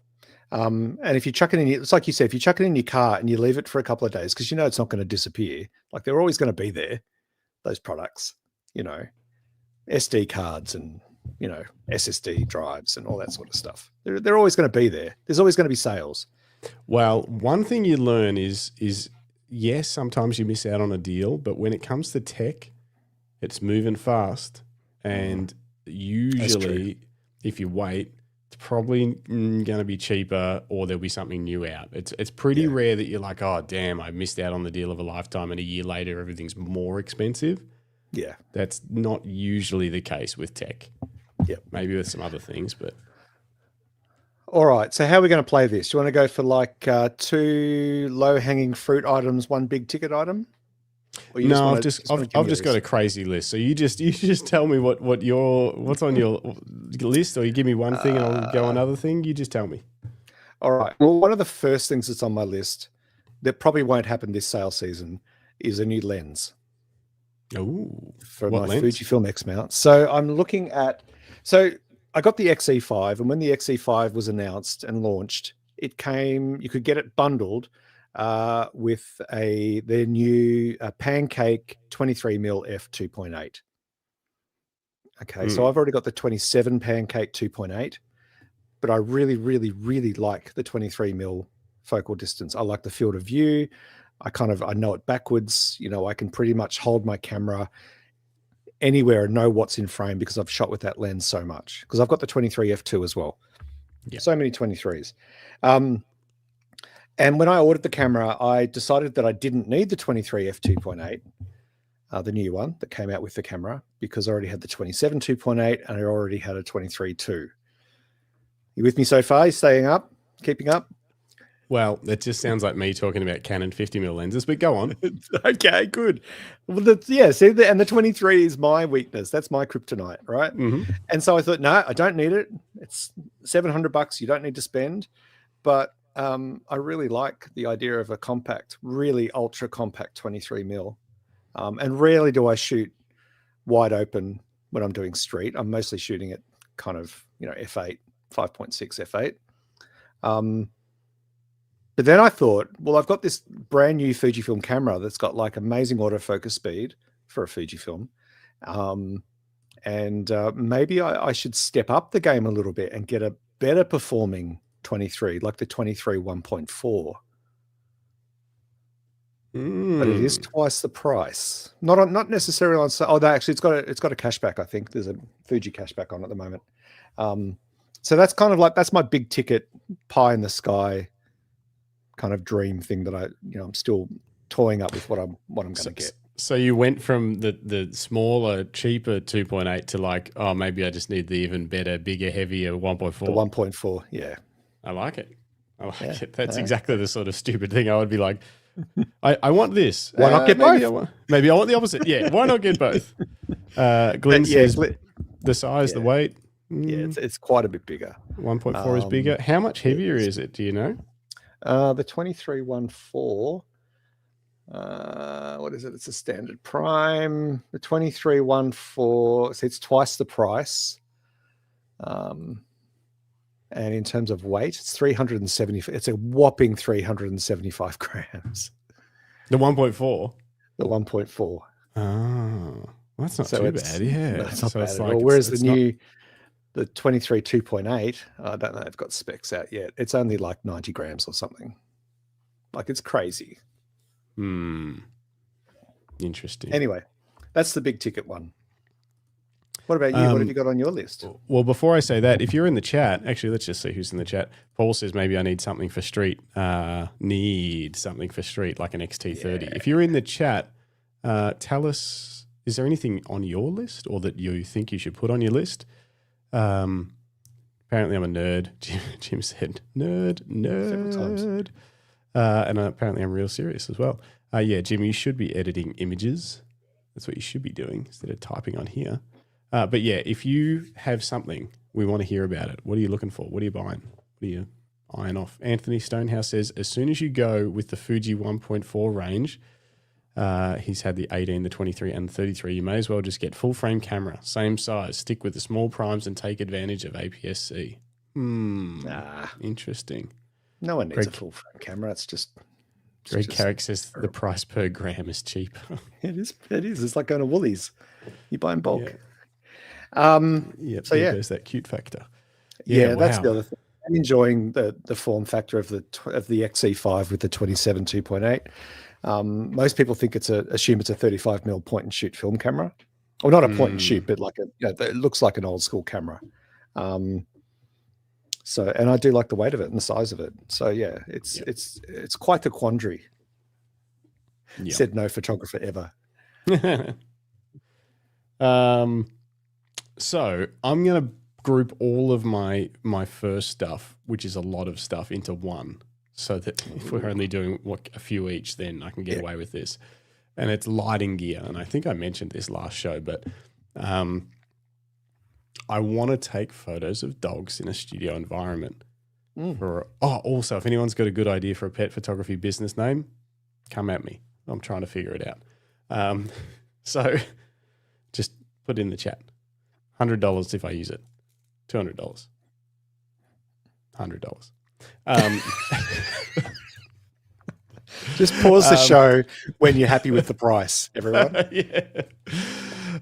So I need lighting gear, and I've procrastinated on upgrading my lighting gear for a few years because I broke a few Godox lights on a few shoots, and I just didn't replace them because I wasn't shooting as much with off-camera flash. I've been doing more with continuous lighting, with video and stuff like that. So I just kind of let it go, and I always had a light of Jim and mines that I can use, and I can borrow some of Jim's other lights. So I just never worried about it. But this has got me kind of looking back at like, okay, I probably need to have an actual lighting system. So I've been eyeing everything else off and trying to figure it out. As much as some of the cheaper options are looking pretty good, even like Niwa do a 600 watt second sort of nice looking battery strobe. But I think I'm going to stick with Godox because that's got what we've always had, and that's what Jim's got, and it's obviously cheaper, but it's very, very robust and proven for what it is. I can't afford Profoto. That's insane. So I'm looking at the Godox AD600 Pro 2, 2 Godox AD200 Pro 2s, one Godox V100, which is an on-camera flash with a round head that can be used off-camera, obviously. But I do need a new on-camera. I haven't got one that works currently with Canon.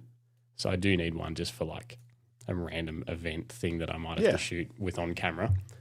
And a new trigger.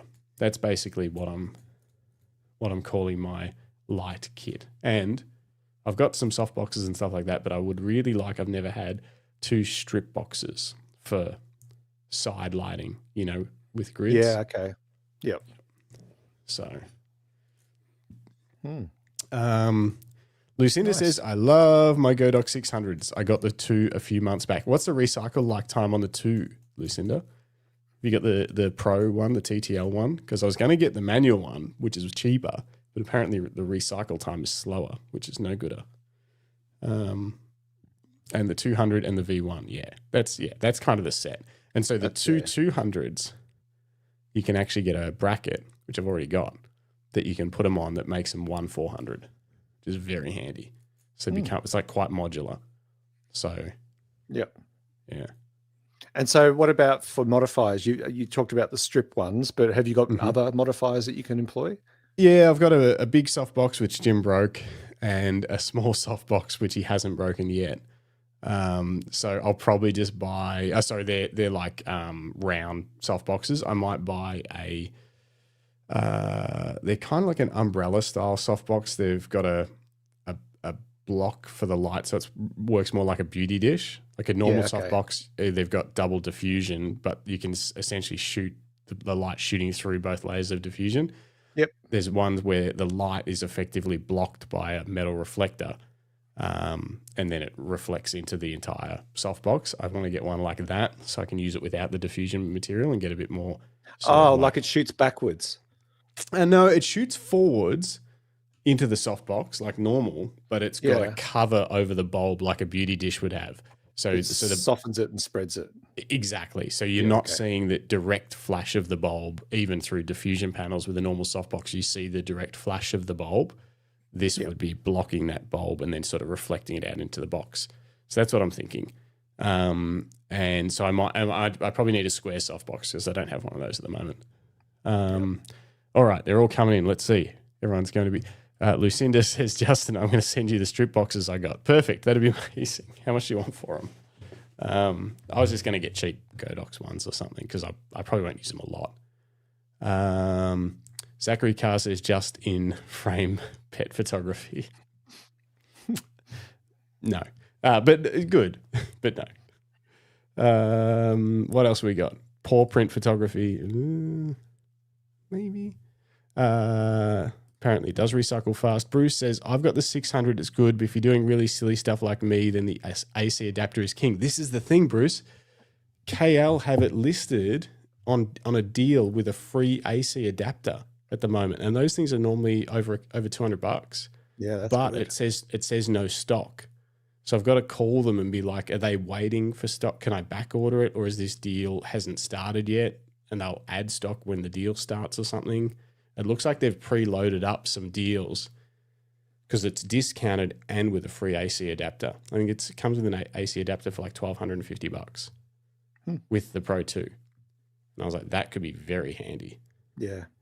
I Especially really setting up a studio, yeah? Like, it just makes sense. Well, yeah, I mean, just to have that option. I'd like to use battery most of the time, but to have that option would be very good. Oh, Felicity, this is a king. Doggy style studio. That's nice. A great one. Love it. Just in the doghouse photography. Like it. Jeff Weber. I literally got a 600 Pro 2 last week from a BFOP special. Nice. What did you pay for it, Jeff? What was the price on that bad boy? So I know what I should be aiming for when I'm hunting for deals. Quick release softboxes. Yeah, cool. X-Lite is good value softboxes and modifiers. All right, I'll write that down. X-Lite. This is perfect. This shop with a team. Anyone else? Is throwing shade that softbox works perfectly? No, it doesn't work perfectly. It's broken. And no, you are not getting new softboxes, Jim. I'm getting new softboxes. That's not how this works. Toothy Grins photography. What else have we got? I like Paul's latest one. Dirty dogs done dirt cheap. I actually really like that one. Maybe I won't call it that, but I need to write that down for a promo in the future. Like, For sale. Yeah. When there's a deal. What? Where, Jeff? Where can I get that from? Is that from? Should I call Croydon? Yeah, you should. You should anyway. I really should. I didn't even think about those. Those guys always would be wonderful. Croydon Camera House. I sort of forget that they do Godox and everything. They do so much stuff. Yeah, of course I'm going to call Croydon. Let's give them my whole shopping list. Yeah, just give me a credit card, Justin. Just keep sending me stuff. Yeah, Nigel is the king. Okay, yeah, problem solved. Yeah. We don't even need to do this segment anymore. No. All right, everybody, that's all we've had time for. That's all. Just what else do you want, Greg? What else do I want? I do have a little list here in the old Amazon. Now I've got a book, Photographer's Playbook, that I've added to it. Where's my list? Greg's camera stuff. I've been looking at a Pelican case. Oh, you know what? I got a Pelican case. That was my, I'm a professional now. Yeah. I only got it a couple of years ago and I was like, yeah, I've made it. And you know what? It's probably been one of my most used bags over the years. And that says a lot because I've had a lot of bags and I've had a lot that I've used for a long time. Yeah. I do really like it. And you know what? This is the biggest compliment. After a while, Jim was like, I think I might look at Pelican cases. I was like, yeah. Yeah. It's just, they're very cumbersome, but it's one of those things that if you buy it once, if it fits most of your gear in it, it's kind of like you got it for life. Yeah. I've bought cheap. I even got a couple from Bunnings, the hardware store. They had toolboxes that were basically knockoff Pelican cases with the foam, the pluck out foam and everything.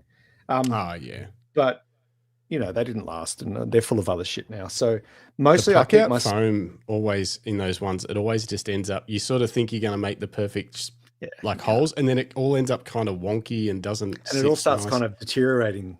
Exactly when you put your camera in and out. Anyway, so at the moment I keep all my camera gear. Most of my camera gear, like my cameras and lenses, are in a Wandered Provoke 21. So, which is fine. They're safe. But do you run into the problem I run into where you don't always want everything in there, and then you're like, well, where do I put this into? And that's why I got the Pelican case. It's like that's the storage, and I know if I throw that whole thing in my van, all my stuff's in my van. Yeah, that's what I need. I need that and a van. I need a van too. A Pelican van. Third thing on my list is a Mercedes Sprinter. No, it's exactly right. Like I don't have storage for my gear because I used to have a cabinet.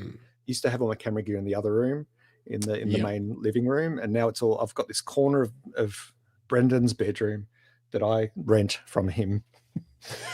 Exorbitant rates. Twice a week. Twice a week. I make no money off this podcast business because it all goes to my son in rent. No, but and so I need something to store my gear in properly. And so if we do go on a shoot, or if I come to Bendigo, I can just grab it and just bring the whole case. Or if we go to BFOP or we go to something else, or whatever, and just to keep it safe. I've spent all this money on something that is really important to me and it's really precious to me, and I don't have the sort of income where I can just replace everything quickly. And so I want to look after it properly. And so a little bit of a investment in a Pelican case makes a lot of sense to me. Totally agree. They're expensive though, but yeah, they are. But it's a one-time kind of thing. Although I broke mine like 2 weeks after getting it. It's like, these aren't that strong. Snapped one of the little fins off the back of it. Anyway. Okay, so Pelican case. Bruce Moore swears by his Pelican case, and Lucinda says, "Get the photo dividers." Yeah, you don't want the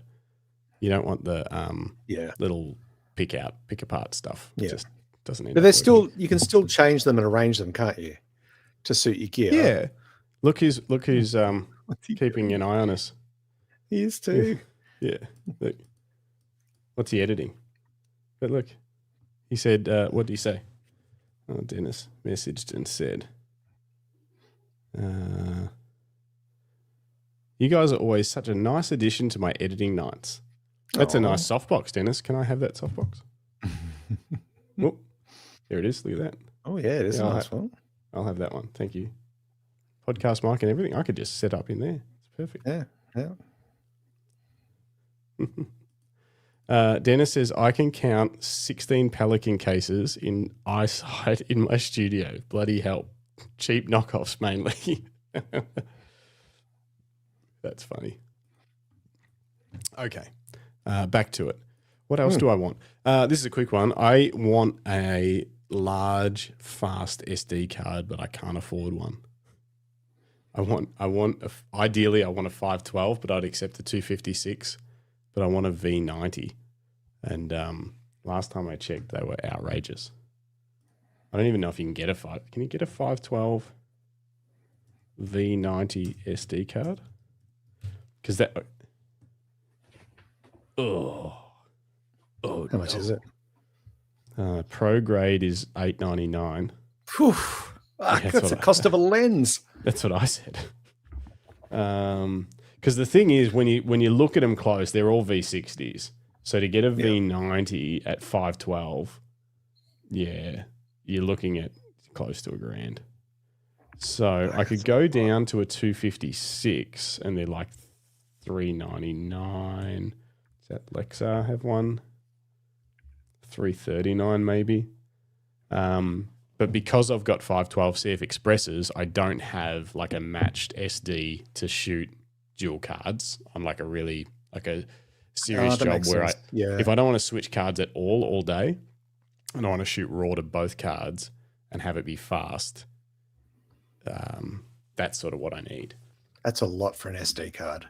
Yeah, that's why I haven't got one. If I was shooting weddings, I would have already got one. Basically, I use 128s that are V90 speed and swap it out if I have to. And on the shorter shoots that I'm doing, that's fine. What size are those? 128. Yeah, okay. But they're the like 300 megabytes a second read and write. So they're the fastest ones. But yeah. That's hurtful. What's it? That's so much money. The price. Yeah, I know. That's why I don't have one. Every time I look at them, I'm like, oh, I really should do this. It's another one of those things where it's like, I kind of need it, but not critically for any jobs. It's just, it would make workflows better for big jobs that are quite rare. Yeah, it elevates your workflow. And then every time I look at the price, I'm like, not urgent. Definitely not urgent. And then I'm like, oh, they'll come down in a year or two. Then no. Still the same. Yeah, it's crazy how they don't sometimes. Yeah, and I think that CF Express and stuff has kind of slowed down that evolution of the SD maybe or something. Yeah, I don't know. It's weird. Yeah. Glenn says apparently we used to sell 4 megabyte cards for $6.99. Yeah. Okay. Those Sony cards, they were expensive. Yeah. Like SSDs, but it hurts. It does hurt. I'm looking at an SSD as well. That's next on my list. I'm just looking at like a SanDisk Extreme. I've already got one, but I just want to get a backup, which is a 1 terabyte SSD. Yeah. It's 150 megabits a second read and 1,000 megabits write. So they're fast, but it's just more for backup. It's just insurance. Yeah, Jim's just got one of the what are they called? Like the raw stick ones, like the NVM. What are they called? Oh yeah, like those 2.0 ones. He's just got them in a case. Yeah, and it worked out cheaper or whatever. Yeah, because there's a lot of them because a lot of gamers use them. Yeah, and it was significantly faster, I think, than what was available at any reasonable price in the enclosed ones, but. Yeah, I think the Samsung, I've always sort of gravitated to the Samsung ones, like the T9 or whatever they are. Yeah, Jim, your homemade SSDs. Yeah. Yeah. Samsung T7 Shield. That's, I think, the T7, T9, they've always been pretty good. But yeah, Jim went into the computer store and they were like, yeah, sure, but you could also get this one in this case, which will be faster and cheaper. And I mean, it's been working for a while. Jim uses it for his weddings. He's used it for a couple of years now. Yeah. Bruce says SSD and hard drives littered all through my workspaces. It's frightening how much I have sitting around. We'll just go to Bruce's house and grab something. Yeah. Dennis says, I shoot raw 6K video directly to SSD. That's wild. And have half a dozen 128 V90 video rocks. Yeah, video requires the speeds and the sizes. Yeah. Oh, Glenn's saying the T7 is faster and more reliable than the T9. Is that true? I didn't realize. I thought the higher number was always better unless it's a Canon or a Nikon. Bruce, I feel you. I've got about 8 on my desk currently. Yeah, Jim says it's been flawless. Hey, Bruce, hold my storage beer. Yeah, at least like, maybe we need to have a storage off. Maybe. We'll have a ranking. Like Top Gear do for the fastest lap. Yeah. Well, I used to. I've only got one other thing, two other things, but they're kind of related. Have you got anything else on your list?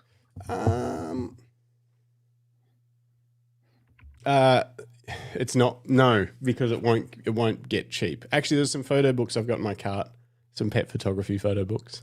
Oh, I found of a famous animal photographer from Austin, Texas, whose name escapes me. We'll try and get him on the podcast. But so some photo books, but they won't go cheap. And also the other thing that won't get cheap is a infrared conversion.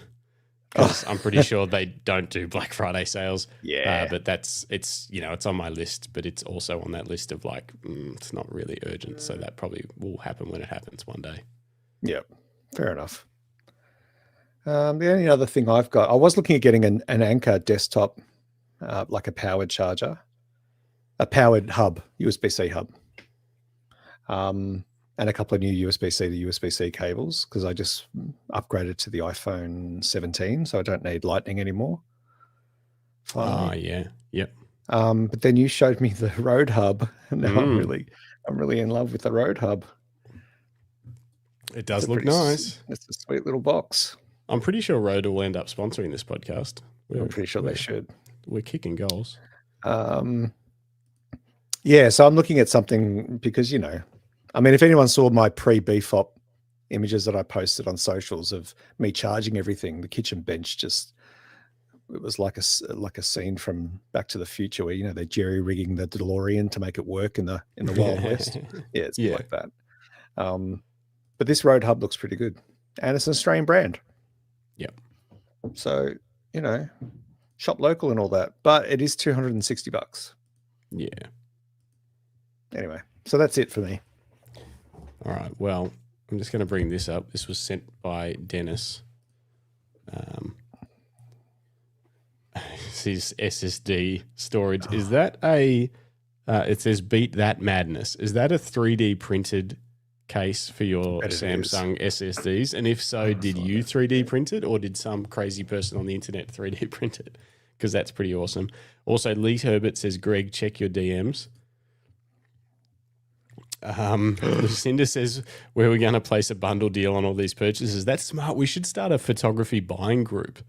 Once a month, everyone puts their items in and then we go to Croydon and we say, hey, we've got a $40,000 order. What can you do for us?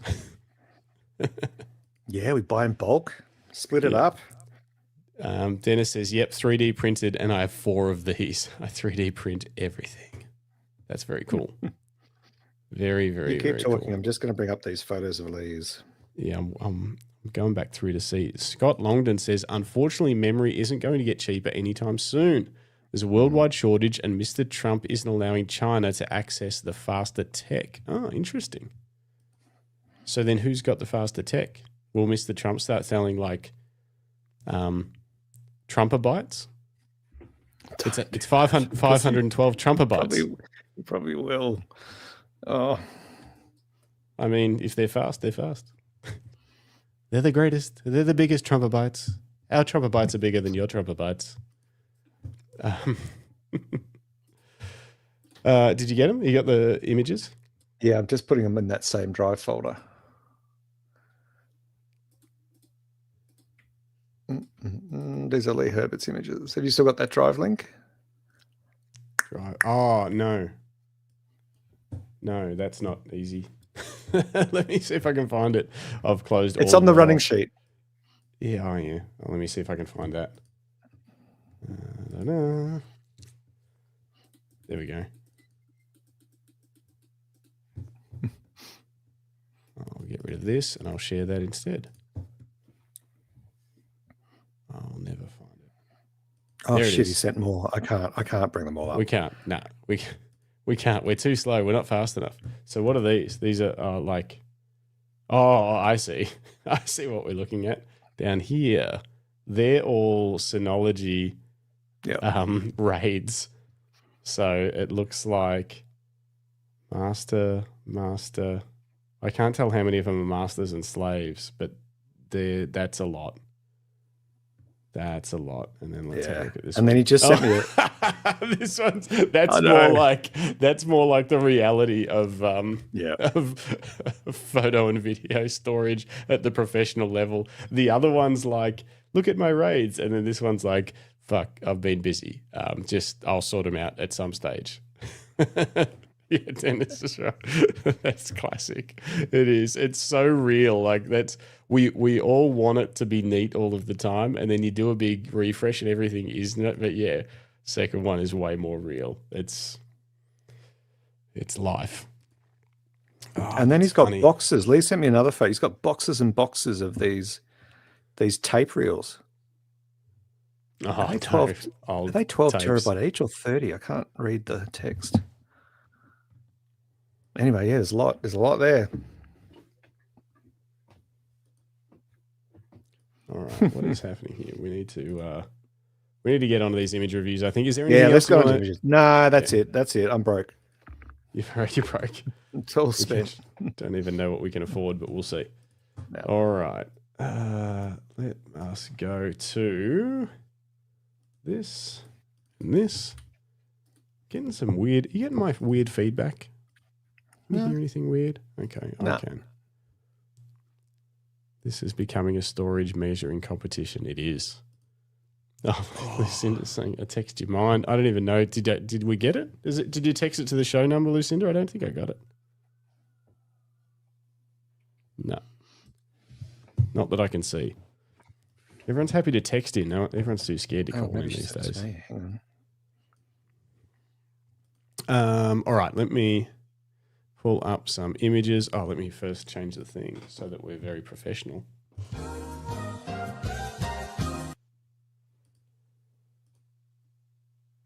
And let's have a look at some images. I think this is right. the very first time, potentially, from the one, the only, the great Philip Johnson. Hey, I know. Is this the first Philip Johnson image? I maybe. can't remember. Or have we had another one? I'm not sure. I can't remember, but I love it. Been a while if we have. There's actually 3 in the series. I don't believe, let me have a look.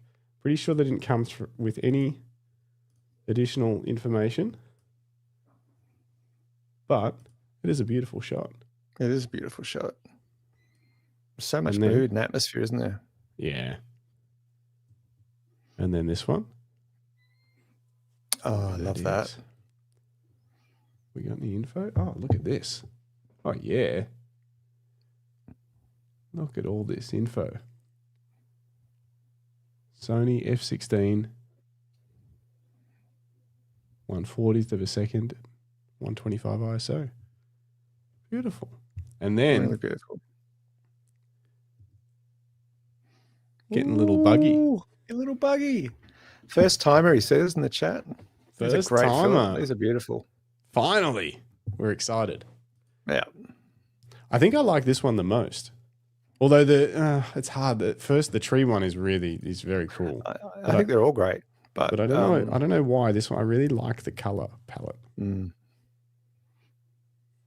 Very, very nice. I wonder if we got any info on this one. Very nice. Very, very nice. Now we're getting some more dog names. Paparazzi. They just keep coming. I think that's been done. There's so many of those ones of like portraits, like portraits and stuff. Oh, yeah. Yeah. Amazing work, Philip. Thank you very much. Don't be a stranger in the Your Images section because, we want to see you. Absolutely. All right. Moving on to Lucinda. Good one. Let me bring this up and let me see what she said. Yeah.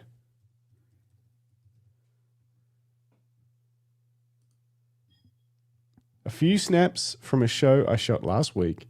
And there's also a video POV of the last shot from my Ray-Bans. And I'll have to try and make that work somehow. I'm not sure how I'll do that yet. We'll try that in a second.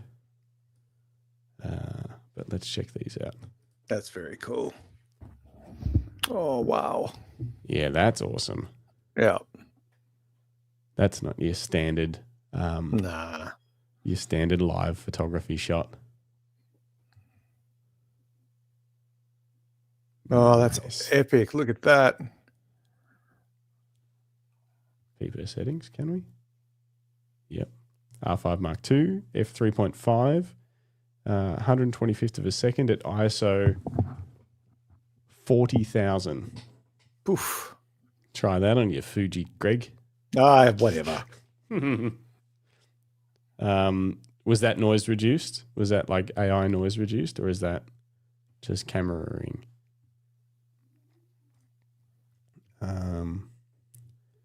Yeah, so good. Yeah. Ooh, Oh, I love that. yeah, Yeah, a very little cool. bit, she said. A little bit of noise reduction. Yeah.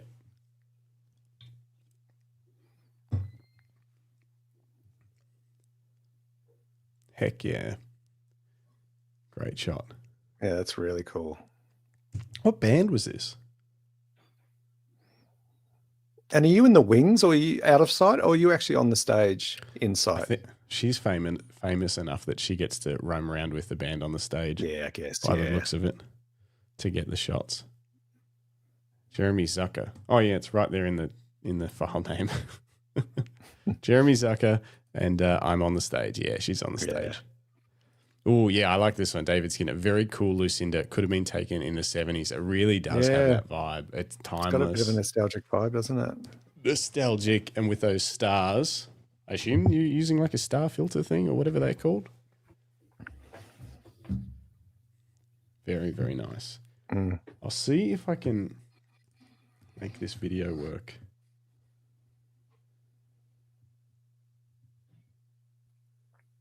Will this work? Yeah, Lucinda says, yeah, it's very in at the moment, and a moody filter from Prism FX, Oh, nice. Black Mist, as well as Star. All right, we're going Yeah, to that's attempt. cool. We're going to attempt to watch this Meta Ray-Ban video.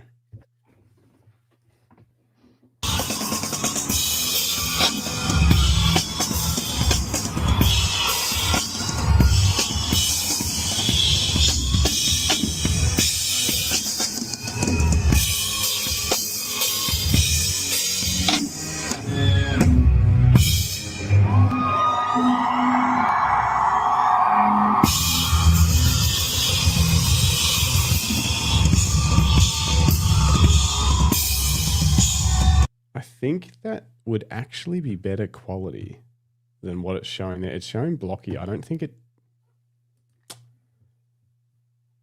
Let me download it. But I'm blown away at how good that sounds. Could Yeah, you the hear that? audio. Yeah. The audio wasn't like Yeah. blowing out or anything. No, I it wasn't don't know terrible at all.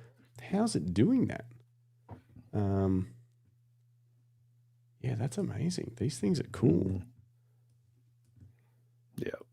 Oh, yeah. Okay. So it hadn't downloaded properly. I don't know if there's another way that I can do this. I'll try one more way because we just want to see how good this thing is because it is our future.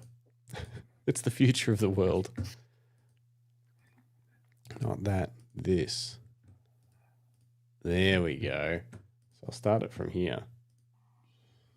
Yeah, that's way better. Yeah. Gosh, the quality's great. Isn't it? And there's so much going on in the scene. Like there's lighting and low light. There's mist.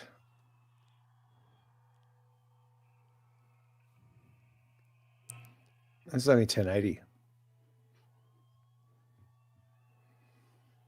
Oh, that's so cool. How good is that? Wow, That's awesome. It looks great. Yeah. And it sounds great. And you didn't have to do anything. You just had to wear it and do your job and look like you Content. need reading glasses. And other than Got that, you content made for you instantly. Yeah. Yeah, that's amazing. That's really clever. David Skinner says pretty fast card in Lucinda's camera. Yeah, there was some shots being taken at that. Yeah. But when there's those moments happening, you got to go for it. Put the time to Ray-Bans on waste. your wish list. There you go. Yeah, I think they might have to be. A friend of mine can get the Oakleys cheap, but I don't know about the Ray-Bans. Hang on. Let's get back to our photos. Amazing. Let me bring that up. And that. And move on to LTK. Liam from LTK Photo. Let's see what Liam had to say. I think he might have just said some photos from this weekend at a drift event. Dark. Look at it. Oh, I wonder if Curtis was there. He's working on a car at the moment.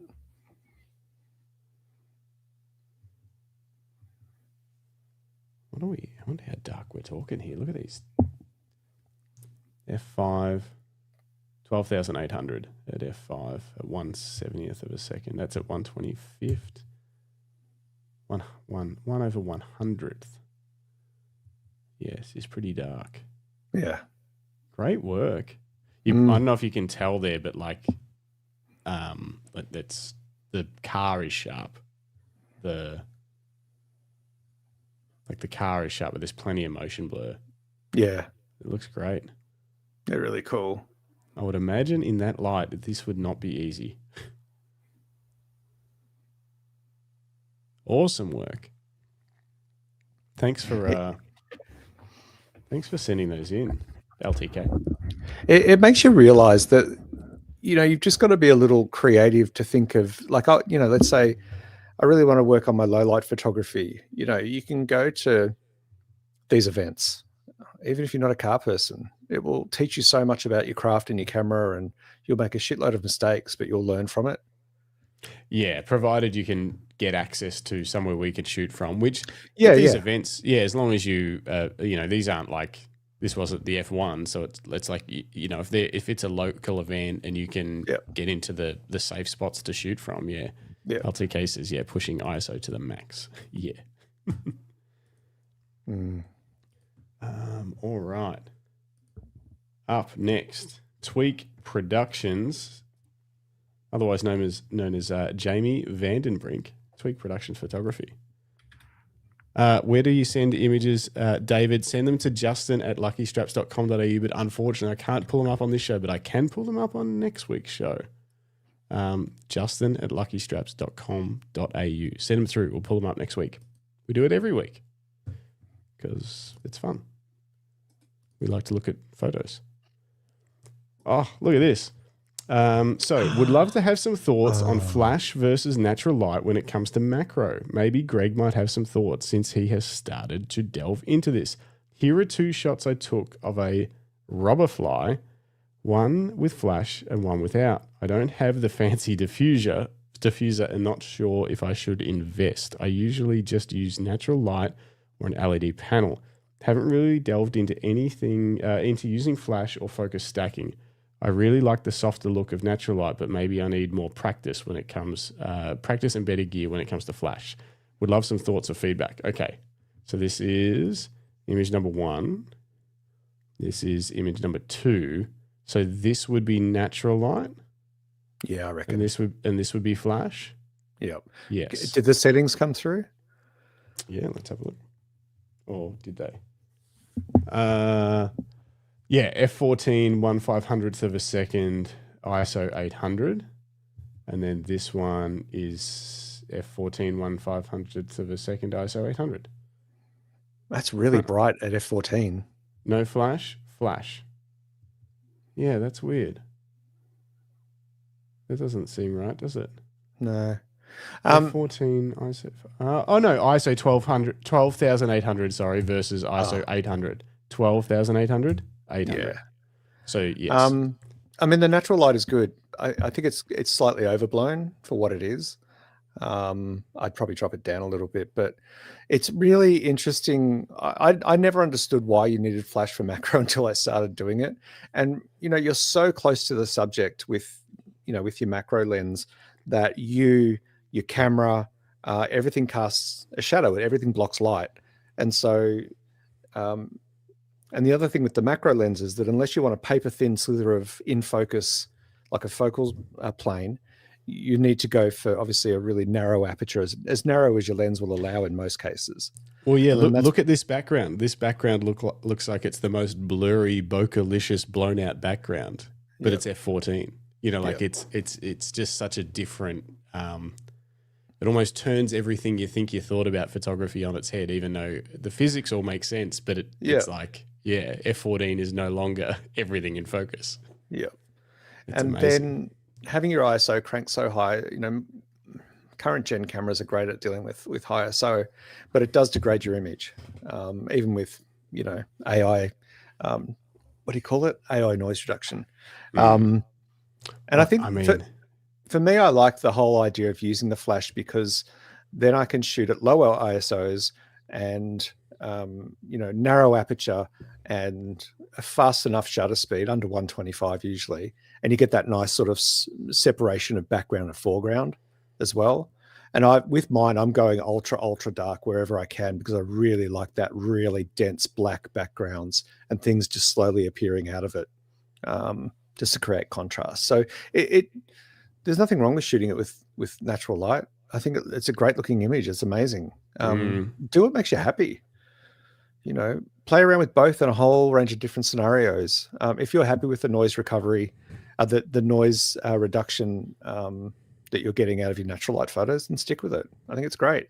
I just think the ones with the flash offer more punch because the flash will create little micro shadows and contrast on the actual insect itself, and that can often help to elevate detail as well because that contrast is picked up by the camera. I'd like to throw my 2 cents in, but keep in mind I do not shoot macro.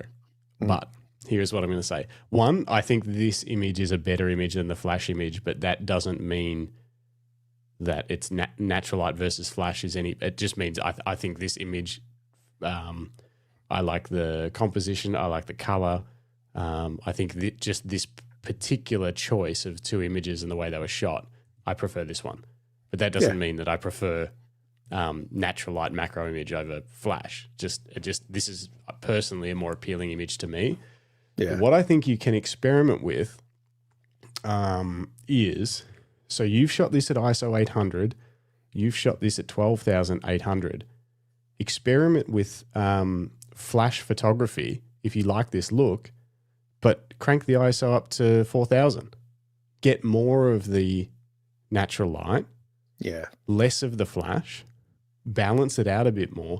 This is something that people learn when they're shooting flash with weddings and stuff like that. It's often heavy-handed to start with, and then you realize, like, if you're shooting a wedding reception, like, crank your ISO up a bit. Don't make the room look completely different to what it is. Just give it a little bit of fill, just like, light the skin a little bit, but don't obliterate everything and have the background be dark. So basically what I would consider doing, try it with natural light, get it the way that you like it to look, maybe bring the ISO down a bit and add flash and see what that looks like. Yeah. Just a little bit of fill flash. It might give those catch lights in the eye. It might darken the background a little bit, but still give you a bit more of the look that you used to, and you can start playing around with it rather than having it look like a stark contrast of it's either this or this. Yeah.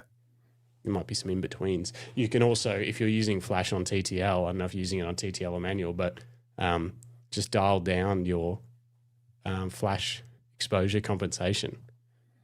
Put on -1, -1.5. How do you normally do that? Do you use manual, Greg, or?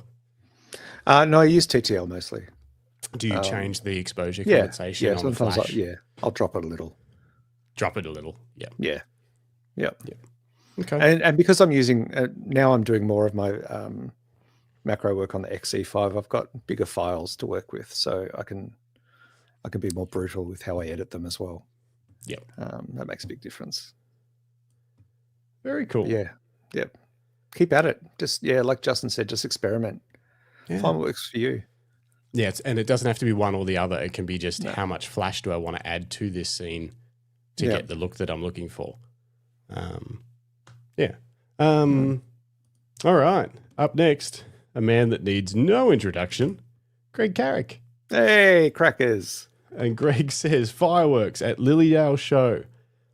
Pulling focus while shutter is open. Start out of focus, and then pull into focus while shooting. That's cool. Yeah. Very, very cool. And then we've got Flinders Aurora 20 seconds. Look at that. That's so cool. Yeah, the Aurora Hunter. It is beautiful. Is this the one that... Oh, hang on, maybe it's the other one. Light painting. I saw, didn't he get famous? Was he on the news? Yeah. On the news? One showed up on the news, yeah. Was it this one, Greg? Or so remember. there's this one, or then there's light painting Aurora, which I'll just skip a couple of photos. When some clown walked around in front of the photographers waving his torch everywhere.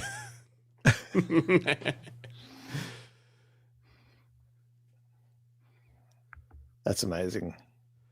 Greg was on, Weather on Channel 7. Yeah, that's right. Yep. So cool.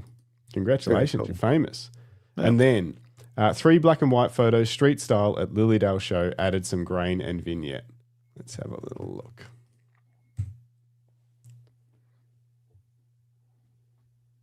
Grainy. Oh, I like it. Yeah, that's cool, isn't it? My brain doesn't think in these ways. I just wouldn't, but never gets outside of the box with that kind of stuff of how to, I don't know. Amazing. I love it. Yeah, that's really cool. Let's see if we got any settings here. XE4, of course. Who knows what else? Because it says F0. So, So who it probably knows wasn't a real lens. Hit a lamp taped to the front of his Little camera Coke can. and just Coke can. Yeah, amazing work. All right, who else we got? Getting close to the end of the show. Yeah, I'm positive I can hear some sort of a weird humming in my microphone. It's killing me. Yeah, I can't hear it. You can't hear it? No.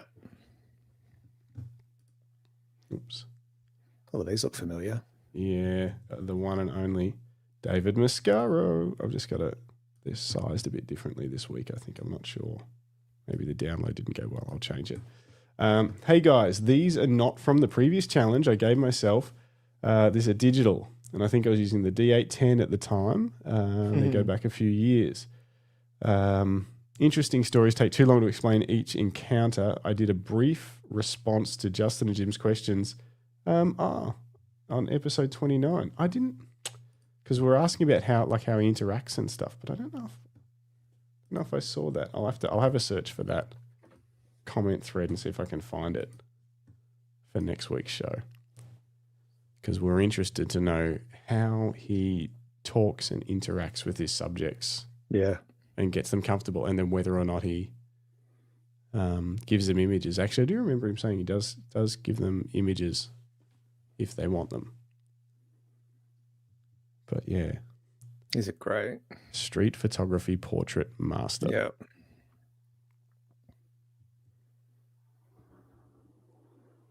Oh, wow. Yeah, I love these shots. Mm. Just imagine he's got this room with just like a million 6x4s. You know, just can remember it. That was this person. He used to do this, or that this person. Yeah. Very, very cool. Always great to see these images. Hard style of photography. Yeah, very. I don't know if it's something I would be excited to try. I'd be scared.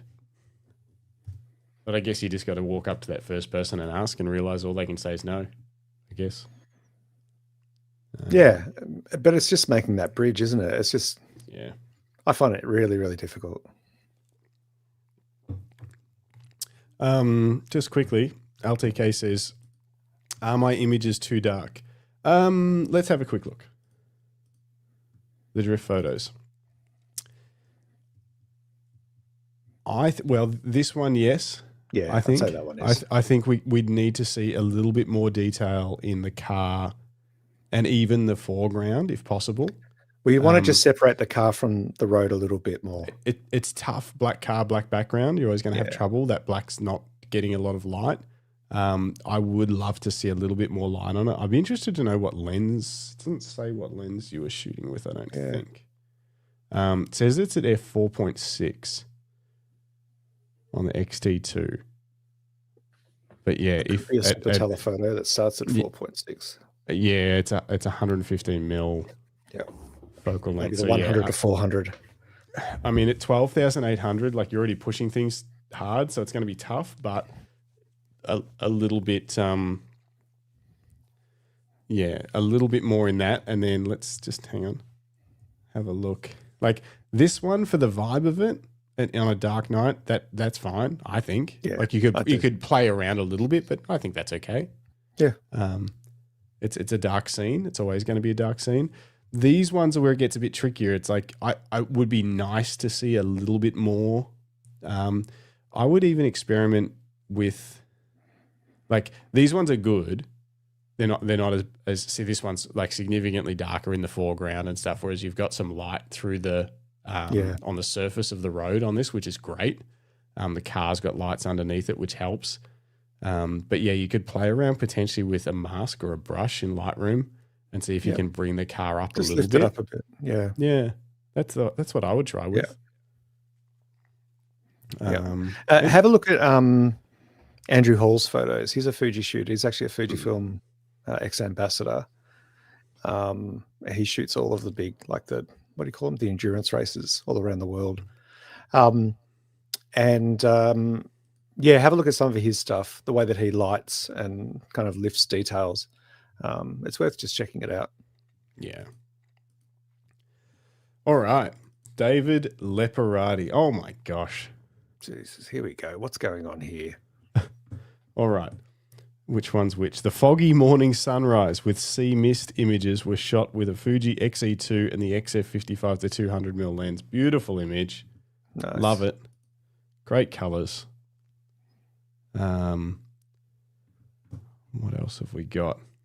Storm cloud images. I'm not sure which ones are going to be which. Oh God, look at the layers. That It water looks. It That looks keeps like a drawing your eye postcard. back, and then it draws you back into the shoreline. Yeah, that is a great one. The green at the front was. Yeah. Yeah. Dennis like, damn, David. That's a goddamn. Yeah. He's a good photographer. Stop it. Yeah, beautiful. Oh, what? It's like a scene out of a June movie or something. Yeah. That's insane. Yeah, beautiful shots. And then the infrared images were shot with a Canon EOS 400D IR converted. So that's this one. I really want an infrared camera or full spectrum. Beautiful.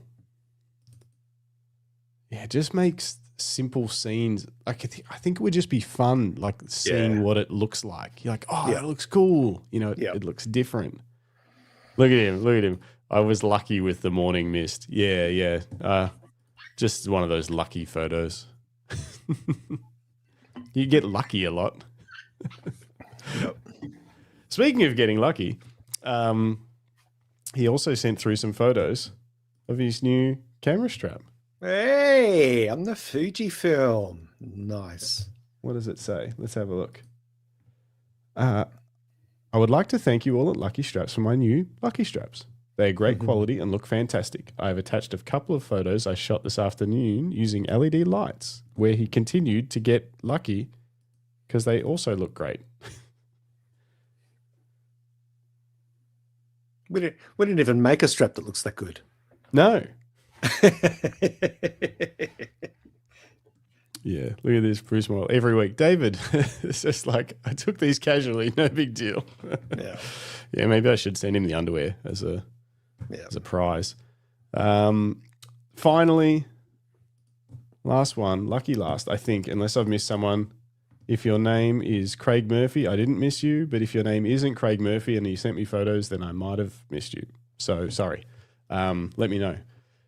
Craig Murphy says,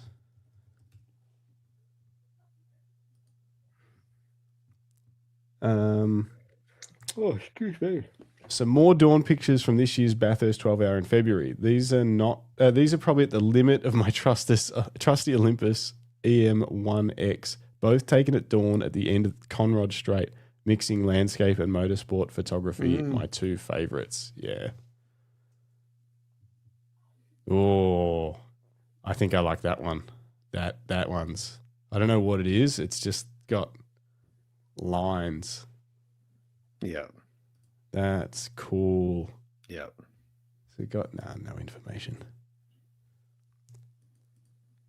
EM1X Beast. Yeah, look at it. It's just great colors. It'd be a tough shot to get. And you can't look at this image without looking right to left. Oh, interesting. I looked left to right. Well, you know what I mean, like vertically. Like horizontally. Sorry, it just draws your eye across back and forward. Yeah, I was like, oh, that's interesting because I definitely started at the left side and sort of panned across. But yeah, definitely horizontally. You're scanning each layer, basically being like, oh yeah, I see that. Yeah. Like the streak and the breaks and everything. It just looks great photo. Really great cool. photo, everyone. The movement really draws you in. And as David Leparati says, it's all about the light.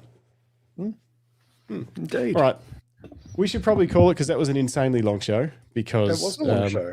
The short sort of stuff we had set up, and then a 45-minute conversation about whether Jim should or shouldn't give all the files to a client.